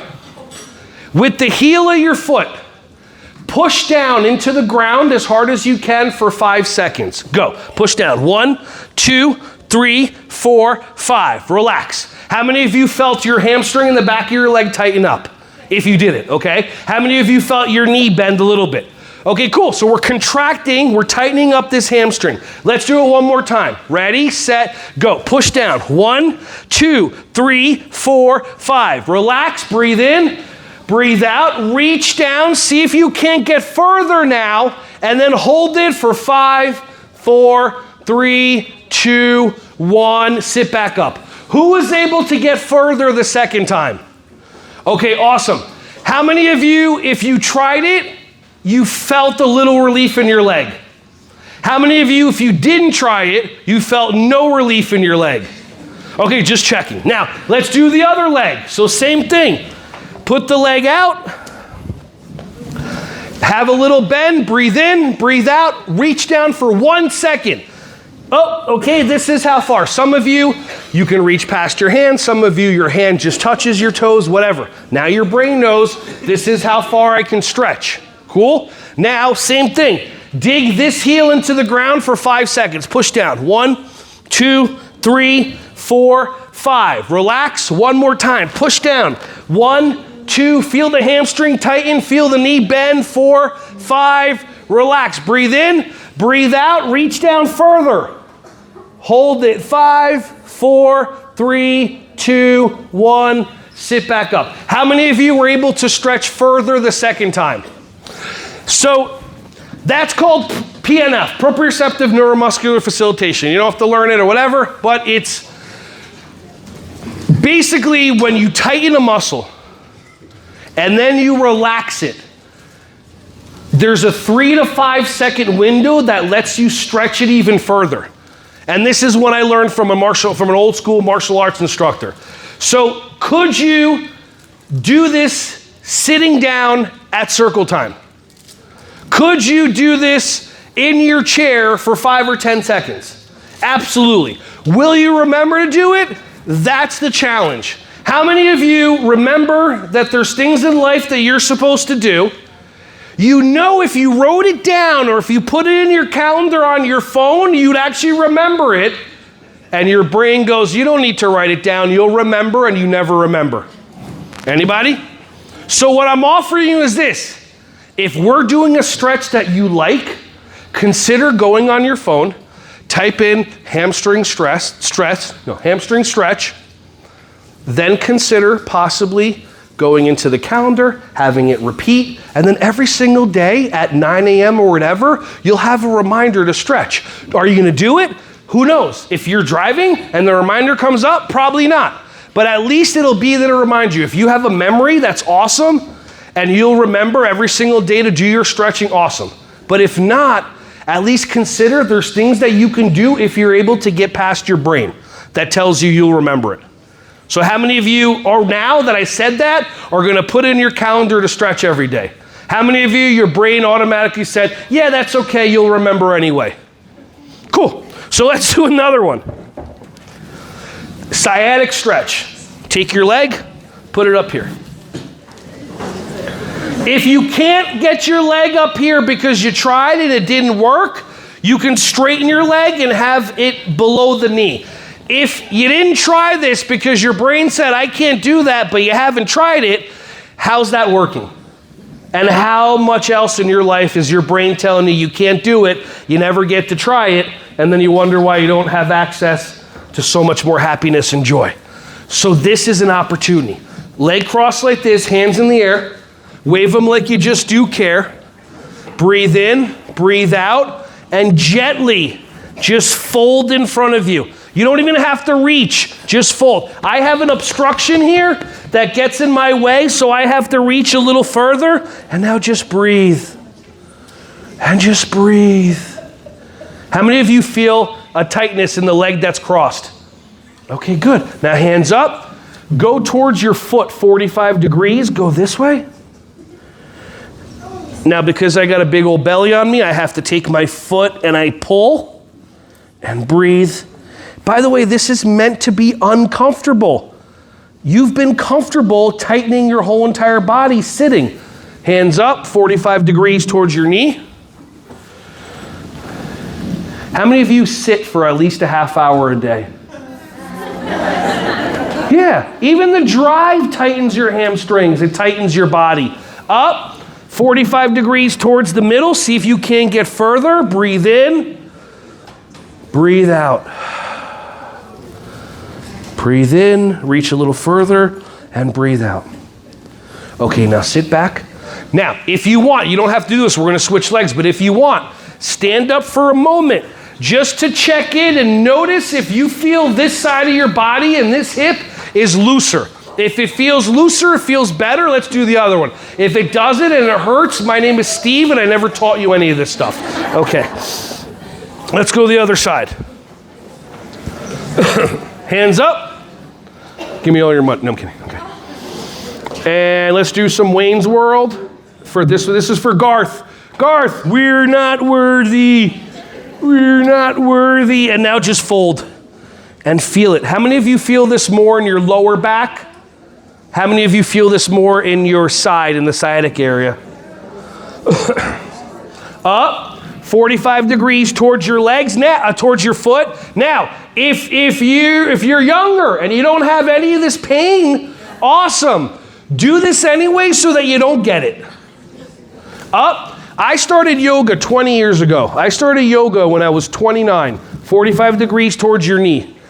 And I'm so happy that I started it so that when I'm 49, I'm pain-free, I'm flexible, my knees don't hurt, my lower back doesn't hurt. How many of you are afraid, hands up, towards the middle again? How many of you, it's not even a thought for you to get down on the floor with your kids to roll around with them and have fun and be silly? How many of you, your brain's like, nope, remember last time you went to the ground and you didn't get up and they had to bring the helicopter in and all the whatever? So just consider, if you can't get on the floor with the kids, I can help you do that. Here's one more thing to strengthen. I'm gonna give you something you can do to strengthen your ankles and your knees while we're doing this training. Put your foot down, and all I want you to do is pick a foot. Let's go left foot. Lift the heel off the ground. So the ball of your foot, if you can see this, so I don't know how I would do this, too high. Not me, okay. So, levels.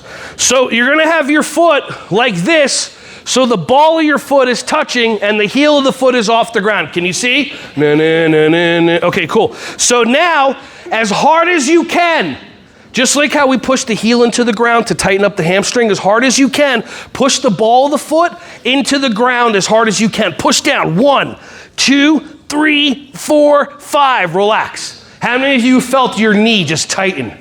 How many of you felt your ankle just tighten? Okay, let's try the other side. If you have any kids that are athletes, they do sports, have them do this so that they can actually get to the NFL or the NBA or soccer instead of blowing out their knee because they didn't have somebody smart enough to tell them to do yoga. All right, heel off the ground, press down as hard as you can. 1, 2, 3, 4, 5, relax. How many of you felt tightness in your knee? So the second, when you do anything, even if you're outside with the kids, and you're leaning against the wall, and then you just come off of your heels, anytime you come off of your heels, it engages the ankles and engages the tendons and ligaments and all the stuff in your knees so you can get stronger. You want to build up so you're a person that, like, how many of you would never even consider just going around and just doing like full squats all day with your kids? But your knees and your ankles, what's that? What happened?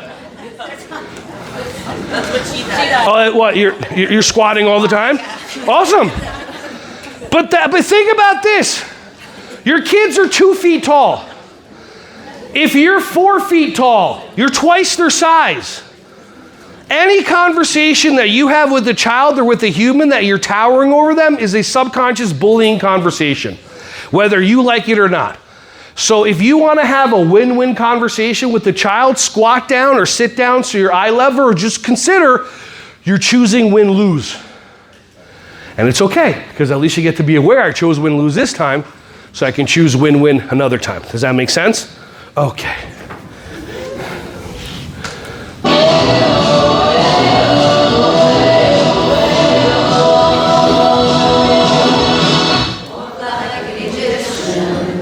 Are we allowed to say that?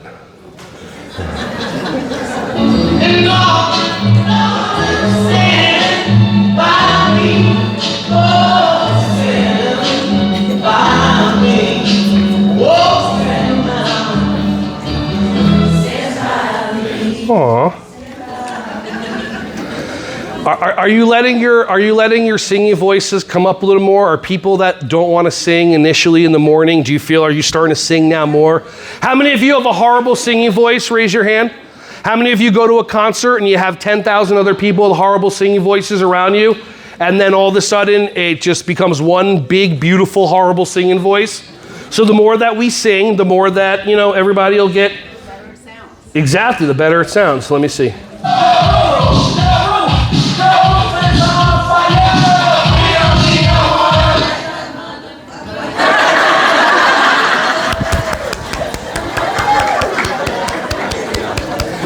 My inner child loves it when he can get adults to say curse words. How many of you are connected with your inner child? How many of you know what I mean about the inner child? Like, I'll give you an example.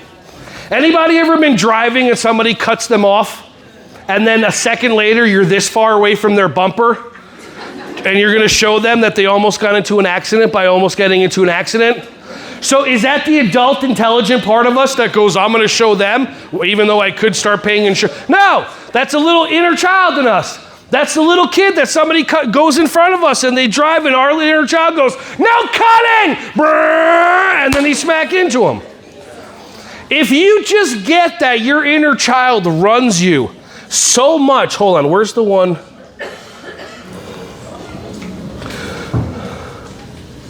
What kind of sound does a chicken make? What kind of sound does a helicopter make? What kind of sound does a chicken on a helicopter make? What kind of sound does a snake make? What kind of sound does a motorboat make? What kind of sound does a snake on a motorboat make? Okay, so what I'm doing is called the do now. I learned a long time ago, learning how to work with preschool kids. When you tell them sit there quietly for 10 seconds, yeah, that's not gonna work. That's an expectation in my brain, and a second later, one of my alpha kids starts telling a story or whatever. So what I do is a do now. If I need to tie shoes, if I need to step outside to talk to a director, if I need to talk to a child or whatever it is, I will do an auditory, a pattern interrupt, which we'll go over again later on, which I'm engaging you. So when I ask you for an animal and then for a vehicle, it keeps you from going onto your phone for 5 seconds. So notice I ask you for an animal, you give me an animal. I ask you for a vehicle, you give me a vehicle. Then I ask you for the animal and the vehicle together. Some of you, your brains went zzz.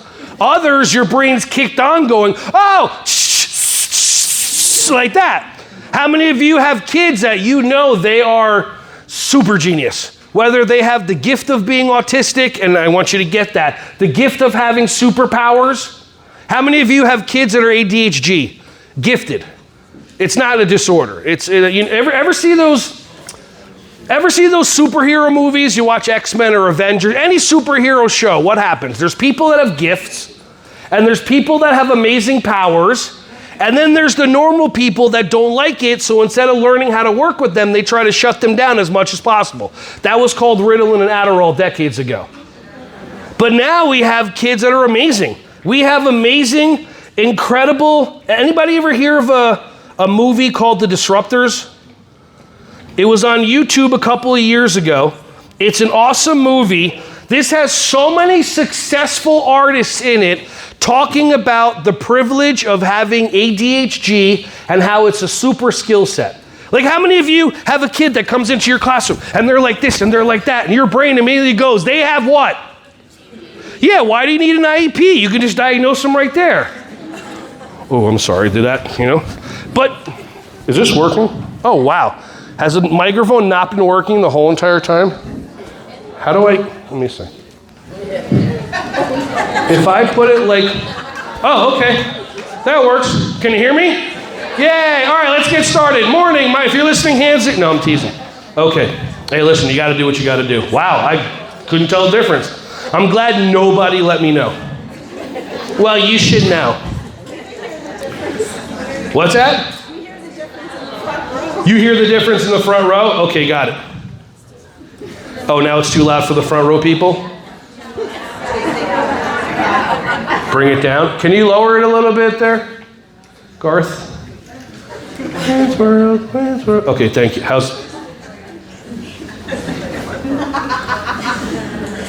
Okay, so now, no, I'm teasing. That's called a pattern interrupt. I like what I do.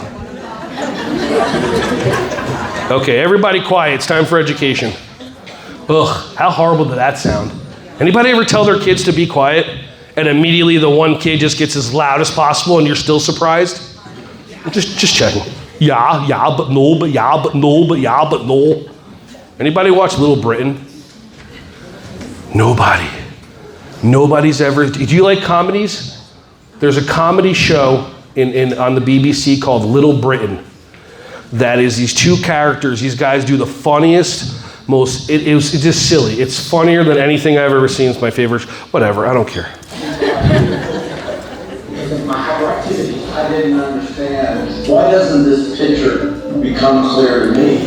She's not trying hard enough. She's not applying herself. Imagine somebody sitting on the keys of the computer. That's ADHD. As a parent, the thing that bothers me the most are the friend issues. I was this quirky, out-of-control kid with very few friends. The new documentary called The Disruptors explores one of the most commonly diagnosed but most widely misunderstood neurological condition, ADHD. Oh, sorry. Now, I'm going to throw something out there because if you want to help kids with ADHD, again, don't believe a word that I say, but I've been around preschool kids for over 2 decades and I see what works. I definitely see what doesn't work. Real simple. You want to take care of kids with ADHD, put them in martial arts. That's it. It's that simple. I mean, I start kids as young as you're watching the video. We start our kids at 2 years young. The body needs to move. The body has energy. Anybody ever hear of emotions? What are emotions? Energy and motion. We have energy that gets stuck in our body and we need to release it. We need to yell it. We need to scream it out. We need to get it. But what are we taught, especially in this country? Anything you feel, are you taught to release it and be authentic and emotional, or are you taught something else? Push it down.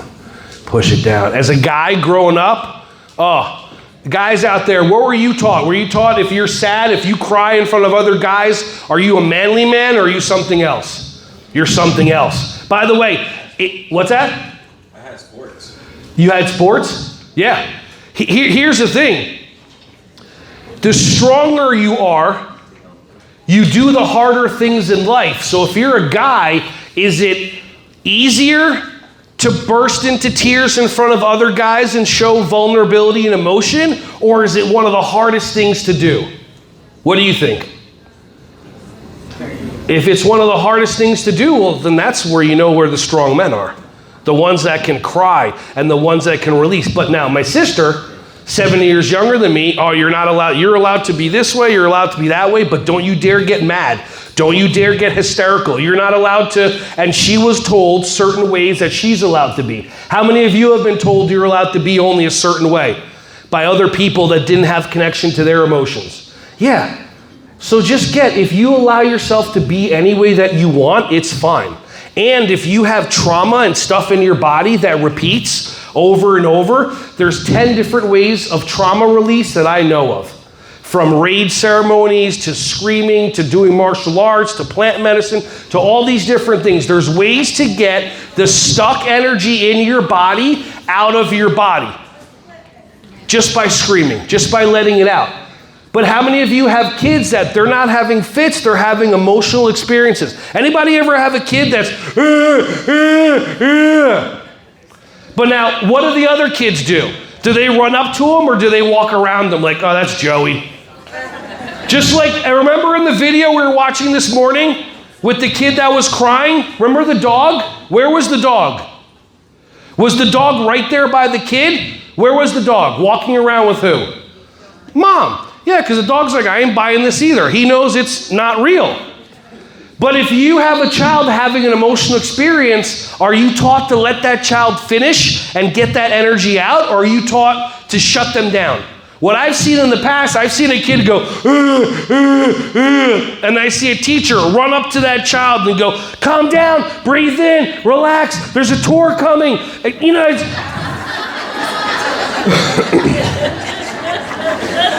how many of you, if you're having an emotional experience, somebody comes up to you and tells you, honey, relax. You go, you're right, thank you.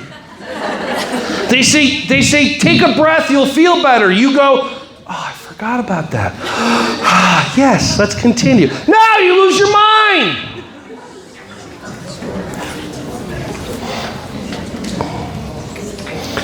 That's for behavior mastery later. Thank you. Oh, the kid. Where was it? All right, well, pattern interrupt video. I can't find it. You feel that already? So, pattern interrupt videos, okay? If I am upset, if I am frustrated about something, no matter how much Captain Happiness and Joy is up here, there's things in life that happen that I don't expect, and I can choose to be upset at them. I can choose to be frustrated, but I can't do anything about it. How many of you are frustrated at so many different things in life that you can't do anything about?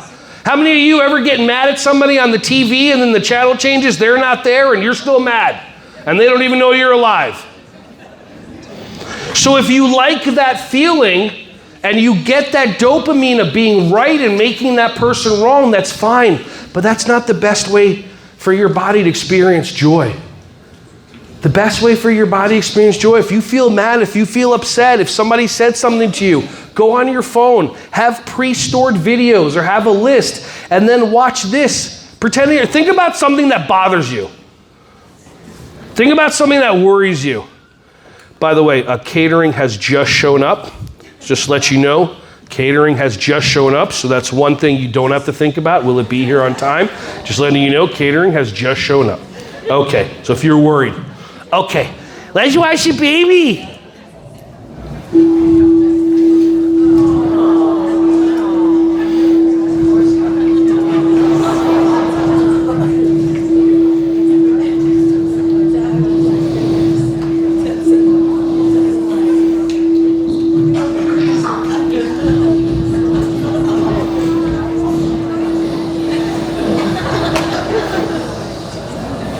My eyes would do the same thing.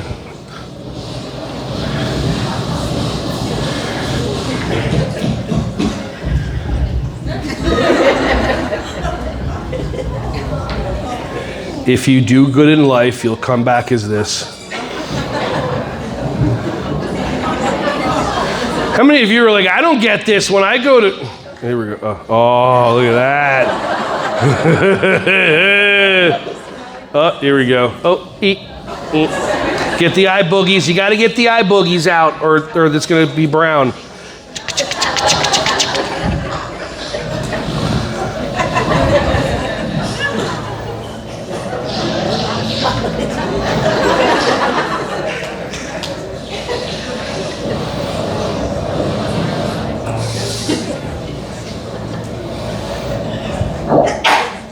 Bless you. All right, now let's see how many.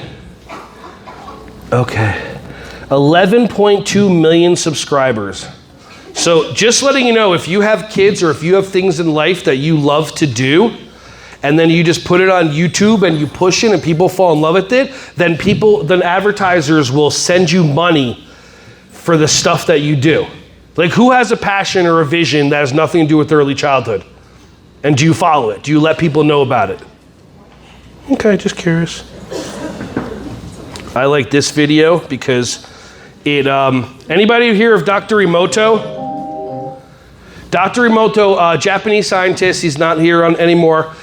He did a study on water, and he took pictures of water when it was exposed to negative energy, and then he took pictures of water frozen when they were exposed to positive energy. You'll see the difference. So now, again, don't believe anything, but if you watch this and you really get, whenever you have a negative thought, what it does to the water in your body, which is 2/3 water, consider every single time that you choose to get upset, or if you accidentally get upset because you get triggered but don't take an action to get out of it, how long that stays. Like, anybody ever see a teacher that come in and she just, what kind of English? Anybody ever see a teacher that comes in the morning and you can tell she's already had a bad morning? Yeah, and then does the bad morning stop or does it get stretched out? Like, how many of you have ever had something happen the first hour of your morning that wasn't expected? And then your brain immediately goes, there goes the day. Yeah, your brain just screwed you. There goes the day. And now literally you spend the rest of your day trying to find evidence on how bad your day is. Your day could be awesome moving on. But are you going to? No, because you get more dopamine. And then you walk around trying to get people involved in your pity party. Imagine showing up to your school at 9 a.m., but instead of being upset, you pop on a video of this doggy getting whatever, or silly videos. Anybody watch silly videos? Anybody watch videos of babies and dogs? So stinking cute. Whatever you're mad at, a minute goes by. If it comes back, that thing you're mad at, then you should handle it. But if it disappears, consider maybe it wasn't supposed to be handled.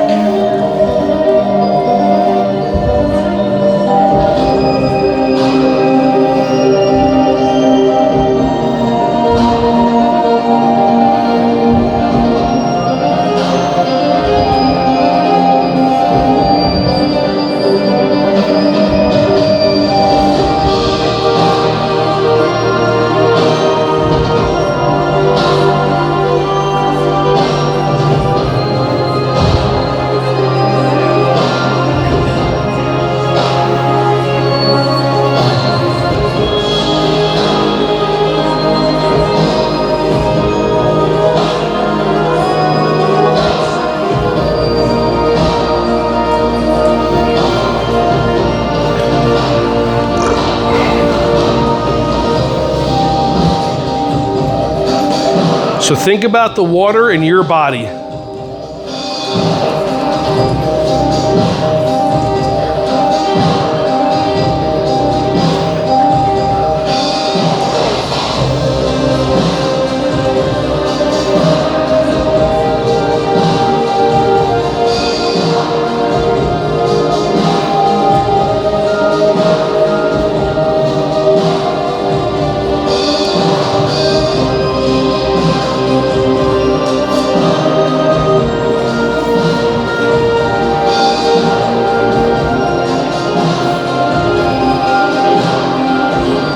So what's the difference between positive, loving words that turn into beautiful single snowflake? Like that's the water in your body. And then when you have a negative thought, the energy changes it in your body. So what could that mean? How does that significantly help you? Anybody ever do any energy work? Reiki? Anything like that? All right, I want to try something with you. All right, take your hands. Put them together. Rub them together. How many of you feel heat, friction, energy? Okay, cool. Now, rub your knuckles together. Rub these knuckles together. Rub these knuckles together. Cool beans. Now, cup your hands and just pull your hands out like this and just hang out. Anybody feel anything between their hands? Anybody are like, what is going on right now? It's like, I didn't know I had these. Yeah, we all have this stuff. Pull your hands apart even more. If you don't feel anything, just hang out for a minute. How many of you feel it getting bigger? Like you feel the pushing, pulling sensation, like a magnet. Okay, pull it apart even more. How many of you are looking at the people doing this like you are out of your mind, but there's a lot of people doing this right now? Okay, all right, cool, let the energy go. Let's try it again, okay? So we have energy that comes through us. Heat is energy. We have energy that comes through our body, and we get to channel it. Knuckles, Sonic. Okay, that was for some people. All right, like that, and pull your hands apart. And notice if you can feel it. Do this with your kids. It's awesome. They'll be like, what is going on? Now pull your hands apart even more. And now give yourself a hug. And now hold it. And close your eyes. And say to yourself, I love you, me. Now stay there. Hold it, hold it. Now open your hands apart. Switch sides. Put the other hand over. Eyes can be still closed if you want. Breathe in.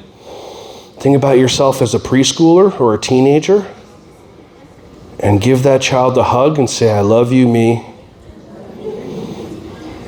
And gently open your eyes.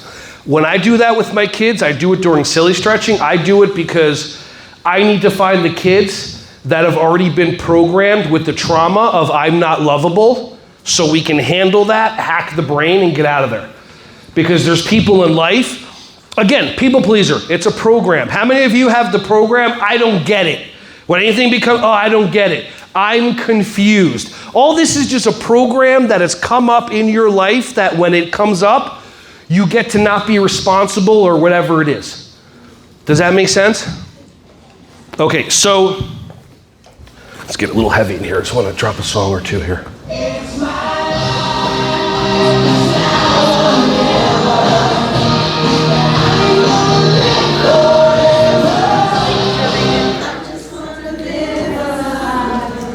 What are the words? It's my life. Now or never. I don't want to live forever. I just want to live when I'm alive. So are you living? Or are you being run by your programs? Imagine a child is 3 and mom and dad are having an argument and mom goes, that's it, I can't deal with this, I'm gone. I gotta go, I gotta leave. She's just stepping outside for 5 minutes, take a breather, go down to the store, get a drink, whatever it is, okay? Just something like a pattern interrupt. But the brain doesn't know what's happening. The brain just sees mommy and daddy yelling. And then mommy goes. And the brain is trying to figure things out. So what does it do? It goes, mommy just left. She doesn't love you. You're not lovable. Bam, bam, bam. Hit you in the head. And this stuff is put so far back in your brain because that's where the trauma is. And then you're 20, you're 30, and every single time you're about to get into a relationship, somebody starts showing you love, somebody starts showing you attention. The operating system, the program in the back of your head is, yo, remember you're not lovable. And then you say, oh, and then you end up breaking up with that person before they dump you, even though they weren't going to.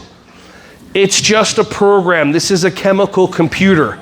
So I do that with my kids. So if I have a child that goes, I hate you, me.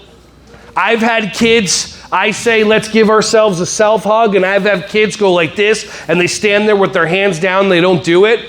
It's fine. But it's a flag to let me know I need to have a conversation with this kid. Who told you you're not lovable? What happened? And then what I do is called the projection conversation, because sometimes when you're talking to a child and you're asking them what to do or why do this or why do you do this, why do you do that, how many times do your kids give you information? How many times do your kids go, oh?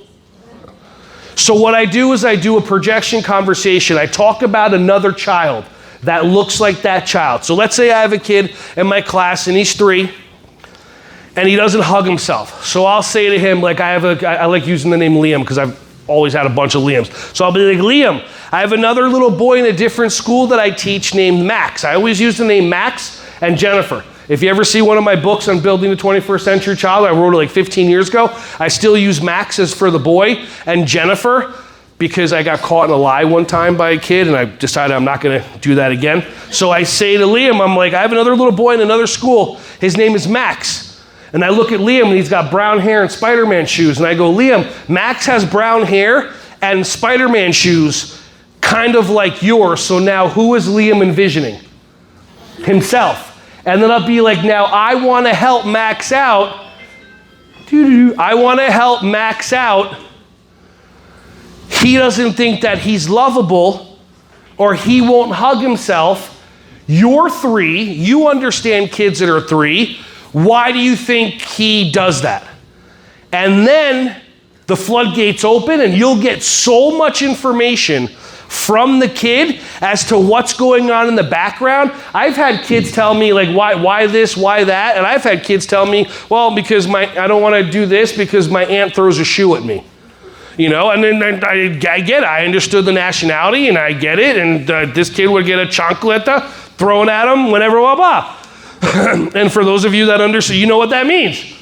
But then I go talk to the owner and the owner's like, well, that doesn't happen. The kids would open up to our teachers more than the soccer coach, because that's what I was, the soccer coach at the time. Just happened to have a bunch of extra skills. So I'm like, okay.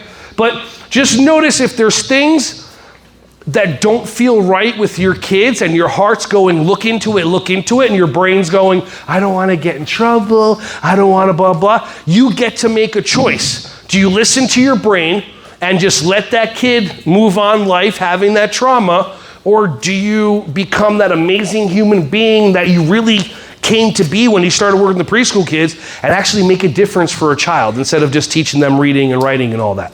Does that make sense? And again, I will coach you. If you have kids like this, reach out to me. We can have a conversation as early as Monday about behavior, about certain kids, whatever it is. If you fill out the evaluation and you reach out to me, because that's what I love to do. Does that make sense? Okay.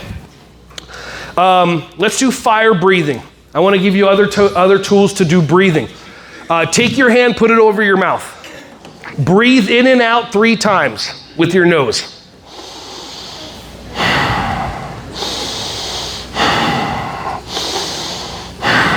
Okay, was that weird already?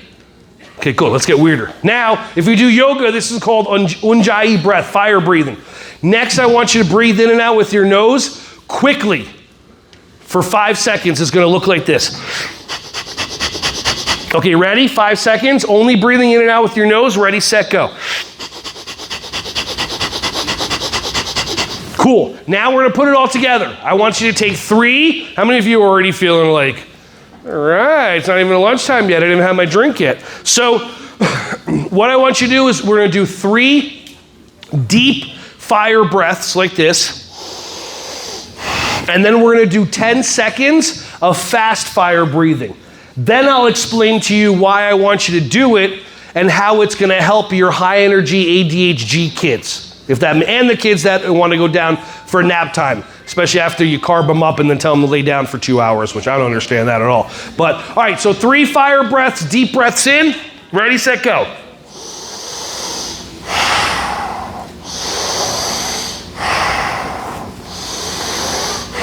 Ready, here we go.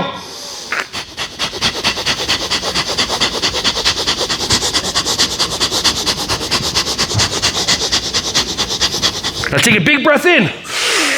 Breathe out. And now just feel. How many of you feel a little different? How many of you feel like you're in Woodstock right now? How many of you just left the Snoop Dogg concert? So that breath work for the kids that have high energy, that'll calm them down. Like how many of you, where are my tea drinkers? Where are my coffee drinkers? Where are my drinkers? Yeah, okay. So how many of you know that if you drink your coffee or your tea with caffeine after a certain time, how many of you know you're not going to sleep? Okay, who has it? What are you back there? What time? What's your time? 2. What do you got? 5 o'clock. What do you got? 3. We got 2, we got 3, we got 5. Anybody have 4? Anybody have 4, 6, 6, 6, 7, 7. All right, so now you know that. The second that you want to, make sure you go to sleep, you don't drink your coffee, your tea. Now, for someone who's the opposite, as you see as the day gets on, I get more and more revved up like some of your kids do. If I want to go to sleep, double shot of espresso, splash of oat milk, a tablespoon of honey, I mix it up, I drink it, in a half hour, I am out. Double shot of espresso. How many of you, if you smelled espresso, you'd be climbing the roof? Yeah, but back in the day, what did we used to give the kids, the ADHD kids? We gave them stimulants. And we gave them, you gave your kids coffee beans. Good for you. With my kid, yeah. Yeah, with your, like a little bit of coffee. And then what happened? She noticed like ADHD. Yeah, it's amazing. Even green tea is the best. Green tea is awesome, absolutely. So just consider if you have kids that have high energy and they won't go down for nap time, do 30 seconds of fire breathing. And while all your other kids, don't do it to the other kids that are gonna go down for nap because they're gonna get all wired. They're gonna be like that, they wanna start running around. So fire breathing for the high energy kids calms them, okay? And I've said about 600 things that I want you to try, so if you've been writing this stuff down, awesome. If you haven't, maybe you make a little note. Again, reach out to me, email me. I'll give you my email real quick, ron@ronspeak.com. Ron, R-O-N, at ronspeak.com. So you can email me. I want some coaching. I have some questions. I want to put my kid in martial arts, blah, blah, blah, all these different things. Okay.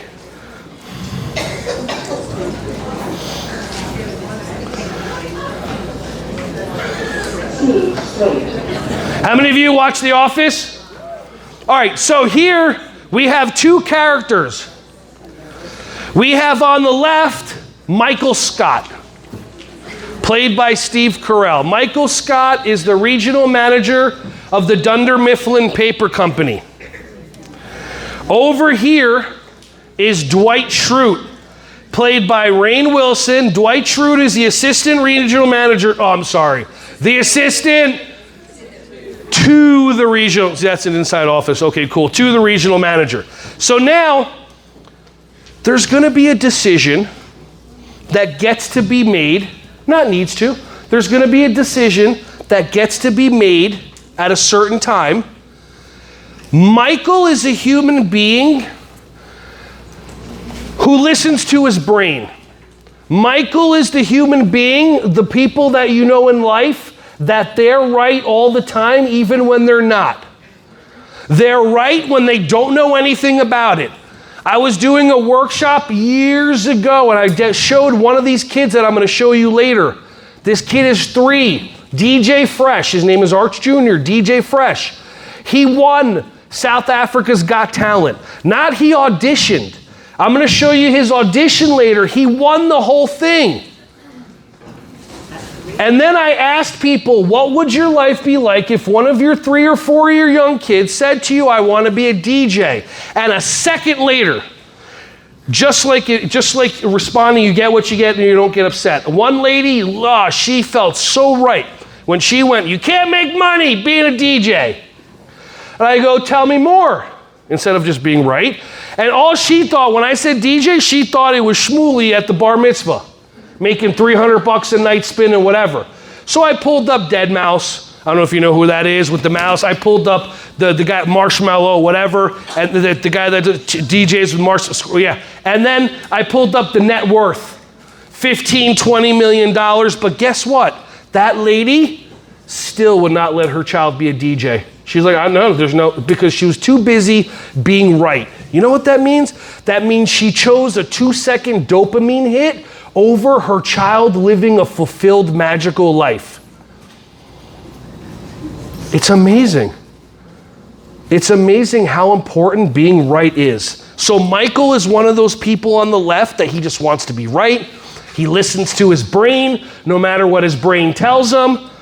Dwight is this crazy human being that actually sees what's in front of him so that he doesn't, I don't know, he doesn't get confused by his brain chatter, if that makes sense. Now over here, who remembers what this is? That GPS of the olden days, the ye olden days. This was called the TomTom or a Garmin. We would have to, every 6 months, take it to the store to get the maps updated. Does that make sense? Like if you were driving and all of a sudden, you know how like Waze or Google, if there's an accident, it'll redirect you? This, you have to wait 6 months to be redirected. I think. I'm not sure if that's exactly how that works. So anyway, there's going to be a decision that needs to be made. And my question to you is, would you, when it's time to make this decision, would you be Michael listening to the computer, or would you be Dwight looking at what's in front of you and seeing there's something wrong? What would you do? Well, we're 0 for 6. Last chance to go in Nurse Country Club. Other side of the lake on the southeast side. I don't get it. I really don't get it. How does this work? Do you always have that guy? Nothing. It's not ghost sometimes, you know. You lose everything, everything falls apart, and eventually you die and no one remembers. Oh, right. Turn. Wait, no. It means bear right. No, there. it said right. It said they were right. No, look. It means go up to the right, bear right, over the bridge, and look up the bridge. I'm right. It's a shortcut to it. It said they were right. It can't mean that. You know where it's going. The machine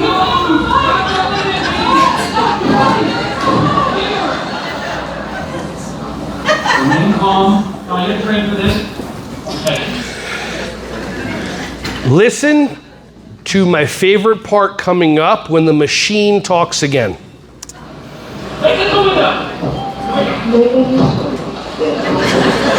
What did it say? Have you ever had your brain tell you something that your heart knows do not do it, and you listen to your brain, and after you did it and your heart goes, see, this is the person you should not have trusted, your brain goes, yes, stupid, why'd you trust them? Anybody ever have their brain tell them to do something, and then when they do it, their brain yells at them, why'd you do it? Isn't that exhausting? So here we go. I'm going to give you some solutions. Ready? Ask yourself this question. I'm going to pattern interrupt first because I want you to, to really have it in your head. Hold on a second. This is how we do it. Nice. Okay, ask yourself this question in your brain. Ready? Ask yourself this question in your brain. I wonder what my next thought will be. I wonder what my next thought will be. Okay. What happened? What happened? Who asked themselves, I wonder what my next thought will be? And what happened? Got an answer. You got an answer? Okay, anybody get an answer? Anybody, something else happen? Anybody just went blank? If it just went blank, just raise your hand real quick. I just want to get an idea. A lot of people, okay, got it. Okay, so most of the time it goes blank because wonder is not the department of the brain. Wonder is a department of the heart. Whenever you're being right about something, that's your brain being right, getting dopamine. When you ask yourself, I wonder what my next thought will be, most of the time the brain's like, well, I don't know. And it goes transferring to the heart, and then the heart goes, yeah, I wonder what my next thought, and that's when your heart opens. See, when you're in a situation, when you get stuck in, what is it, fight, flight, freeze, fawn, all these F words, whatever, they're gonna come up more ones. But when you get into fight, like when you're in a situation, when you have a child in front of you, and you're about to go, you get what you get and you don't get upset, or you get triggered to cut somebody off, or something happens where you feel in that moment upset, You're about to say something mean to a kid. You're about to say something or take an action towards somebody in your life that didn't need to do something. If for a moment you can just ask yourself, I wonder what my next thought will be. It's like a brain hack. And then your brain goes quiet for 2 seconds. And then you take a cold breath. Then you take some fire breaths. 15, 20 seconds have gone by and you have hacked yourself out of the upset. You have hacked your brain out of taking you down a rabbit hole of upset for a long time. Does that make sense? Is this totally weird? It should be, because I don't know anybody else talking about this. So what I have right now, ready? Try this. Let's put it into action. Think about something that worries you. Probably the thing that you have no control over, that's been worrying you for a while. Yeah, that thing that you have no control over. Think about it and let it worry you. And now stop for a moment and ask yourself, I wonder what my next thought will be. And if your brain goes blank, take a couple of breaths and then just do something else. It's practice, because your brain has been running for so long, just getting triggered. You hear a child, like that. What did you do? What happened? Instead of just taking that breath. Because when we're stuck in that fight, flight, freeze mode, we can't really make actions and take actions towards the heart. With the heart, we do more triggered. How many of you have ever seen this happen in real life? Somebody drives into the lake. You think this could happen in real life? Somebody just follows a GPS?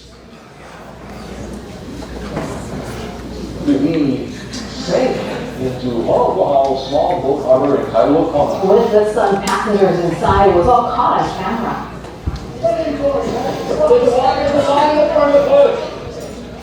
So here's one thing I love. First of all, her hand's like this. Like what's going on? Now, second thing, I see something weird. Do you see something that's very strange that probably you would have done already if you taken the seatbelt off, right? Like, what world is she expecting? So, but just notice that's how people get. People get so stuck in their robotic modes that they don't realize. There's people that wake up on a Monday morning and all of a sudden it's Friday afternoon and they don't remember anything that happened because we get stuck in our robotic programs. Good Samaritans tell us the visitors were just following instructions from their GPS when they drove right into the water. They were on their way to a manta ray tour. The passenger escaped through the window. All right, now we really don't know if the manta ray tour was underwater and they were actually going to the right place. I mean, I kind of thought about that. Any questions about anything? I know we're going to be doing lunch and our brains are already distracted and going off, but anything that you're getting and you totally don't have to answer, and for those of you that are oppositional, you're not allowed to talk. What value have you gotten from this morning, if anything? Other than how many of you are exhausted already? How many of you feel your brain like pressing up against because it's been worked a lot? What have you got? Anything from the morning yet? Yes. Oh, you decided. Yeah, go for it. Hold on a second. We got a microphone runner over there. And then we're going to do one activity. And then we're going to be done. Yeah. I feel like, for the most part, what I've got in a nutshell is we kind of cater from the kids' strengths and we kind of work from there. And, you're teaching, redirection strategies. So I feel like that's all what I got in the nutshell so far. Cool. Awesome. Thank you. We're going to do a partner activity and then we're going to go to lunch. So I just want to real quick just to make sure, because we got 12 minutes. Let's review. Partners are groups of how many people? Are partners a group of 1? Are partners a group of 3? See, I like doing this because this is when the inner child starts coming out and everybody. How many of you are already looking at your table counting? Right? So this is what I'm going to ask you to do. I'm going to give you 30 seconds. I'm going to give you 30 seconds to sit at a table next to a partner. Now, the way this usually works is that after you're done counting at the table, either play Survivor and kick a person off your table, or one person do some leadership and stand up and go find a table. Now, just letting you know, if you decide to go on a break now, you won't be part of the partner activity, so we're gonna do it real quick. That's okay, you don't have to. All right, so who has an even number of people at their table? Raise their hand. Okay, I'll have you guys count again, and then. Oh, okay, but she's gotta be, if she's not back in 1 minute, she's out. Okay, so you may wanna text her. All right, everybody, look at your table. If you have an even number of people at your table, raise your hand. If you have an odd number of people at your table, raise your hand. Okay, cool. All right. How many of you have a group of 3 and didn't follow directions and your inner child's like, this is fun because I have a group of 3, I don't care. How many of you are hiding or you've been on your phone the entire time so you don't have to be having a conversation with another human being? Okay, cool. Understood. All right, so point to your partner right now. All right, cool. Now, one person's gonna be peanut butter, one person's gonna be jelly. So who's peanut butter? Okay, who's jelly? Okay, cool, awesome. Now, the first thing that we're gonna do, if you're happy and you know it, clap your hands. The first thing that we're gonna do is this, peanut butter. You're gonna say a word to jelly, okay? Watch how your brains already start making stories and complicating things when they're really not. It's just a program. Peanut butter, you're gonna say a word to jelly.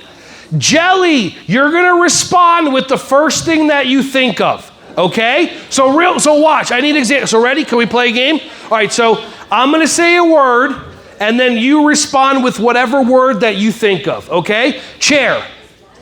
Sit, okay? For all of you, fine, whatever. Table. Microphone. Okay, so now, A, you can't do this wrong no matter how much your brain wants to sabotage you. Okay? B, this is very simple. What's going on over here? Were you added off a table? Okay, cool, awesome. Did anybody have an extra partner or anybody? All right, you go sit over there with them. Okay, cool. Ready, set, raise your hand and she'll go sit with you. Ready, set, go. Awesome. I would do the same thing. If somebody said to me, ready, set, go, I would walk as slow as possible to totally be spiteful.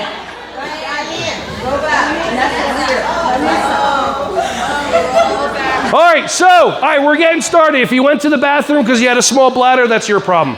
Now, peanut butter, you're gonna say a word to jelly. Jelly, you're gonna respond. Peanut butter, 3 times in a row. So peanut butter says a word, jelly respond. Peanut butter says a word, jelly responds. Peanut butter says a word, jelly responds. Simple?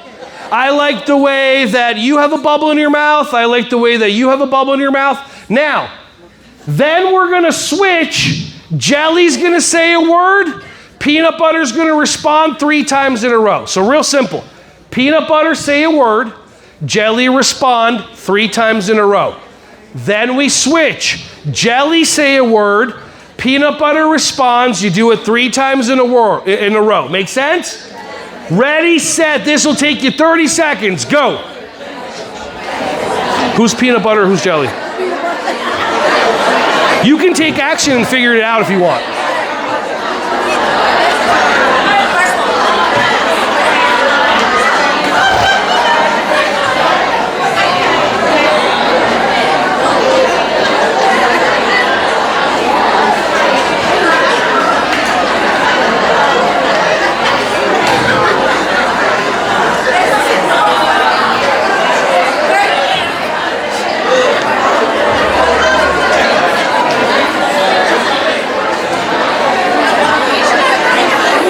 If you're still going, raise your hand.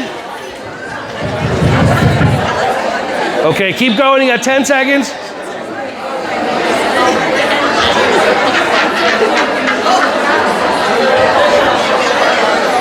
Okay. If you're happy and you know it, stomp your feet. All right, I'd like to hear from some people, what was that like saying the word and then waiting for the other person? Like, how many of you, when you said the word, you still hear your voice in your head? Like, how many of you said a word, the person responded, your brain went, that's wrong? Yeah, so just that's not wrong, that's just your brain, you can't do it wrong. So this is all about discovering all the automatic stuff. So does anybody want to share what that was like?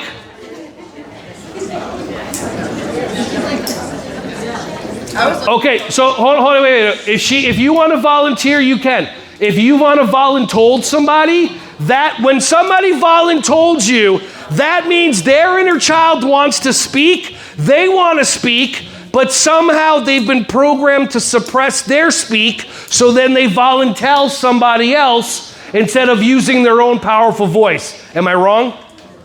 Okay, but just note, again, same thing. These are just patterns. If it happens a lot, it's not you, your spirit, your soul. It's just the brain running a program. Round 2, peanut butter, you're going to say a word. Jelly, you're going to think the first response. Take a cold breath. Say the second response. So, can I borrow you? Okay, cool. No, you're right to your stage. You should never go to the bathroom ever again. It's not good for you. Okay, so ready? Here's what's going to happen. I'm going to say a word. I want you to think the first response, take a cold breath, which is the tongue behind the back of the teeth, and then say the second response. So if I say, but notice how your brain already, do you have a college degree? Yeah. Okay, do you have kids? Yeah. Okay, so have you possibly done things so much harder than said a word, pause, and said another word? But notice how you're, oh my goodness, but you've done so much harder in life and your brain just sells you right down the river. It's fine. That's what it's designed for. You get past your brain, you can be limitless. It's amazing. Okay, so I'm going to say a word. Laptop. What's the first thing you think? Computer. So you don't say that. You take a cold breath. So take a cold breath. Cool. And then what's the second thing you think when you see computer?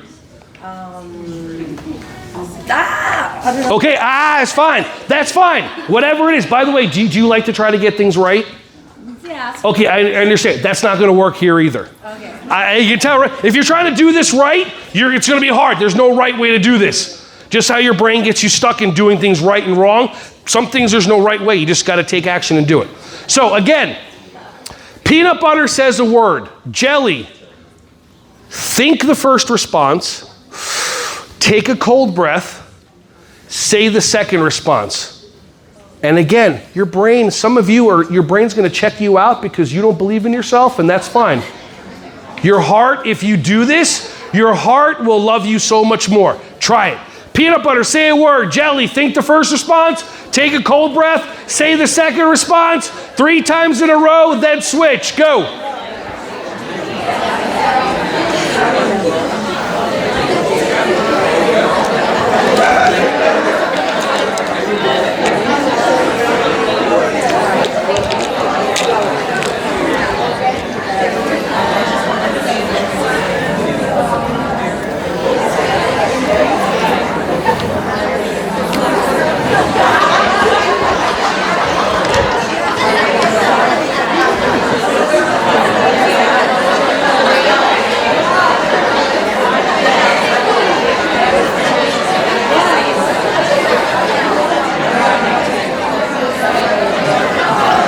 If you're still going, keep going.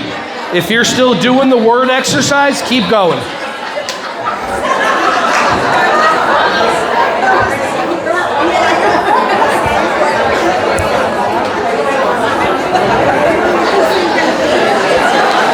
Okay.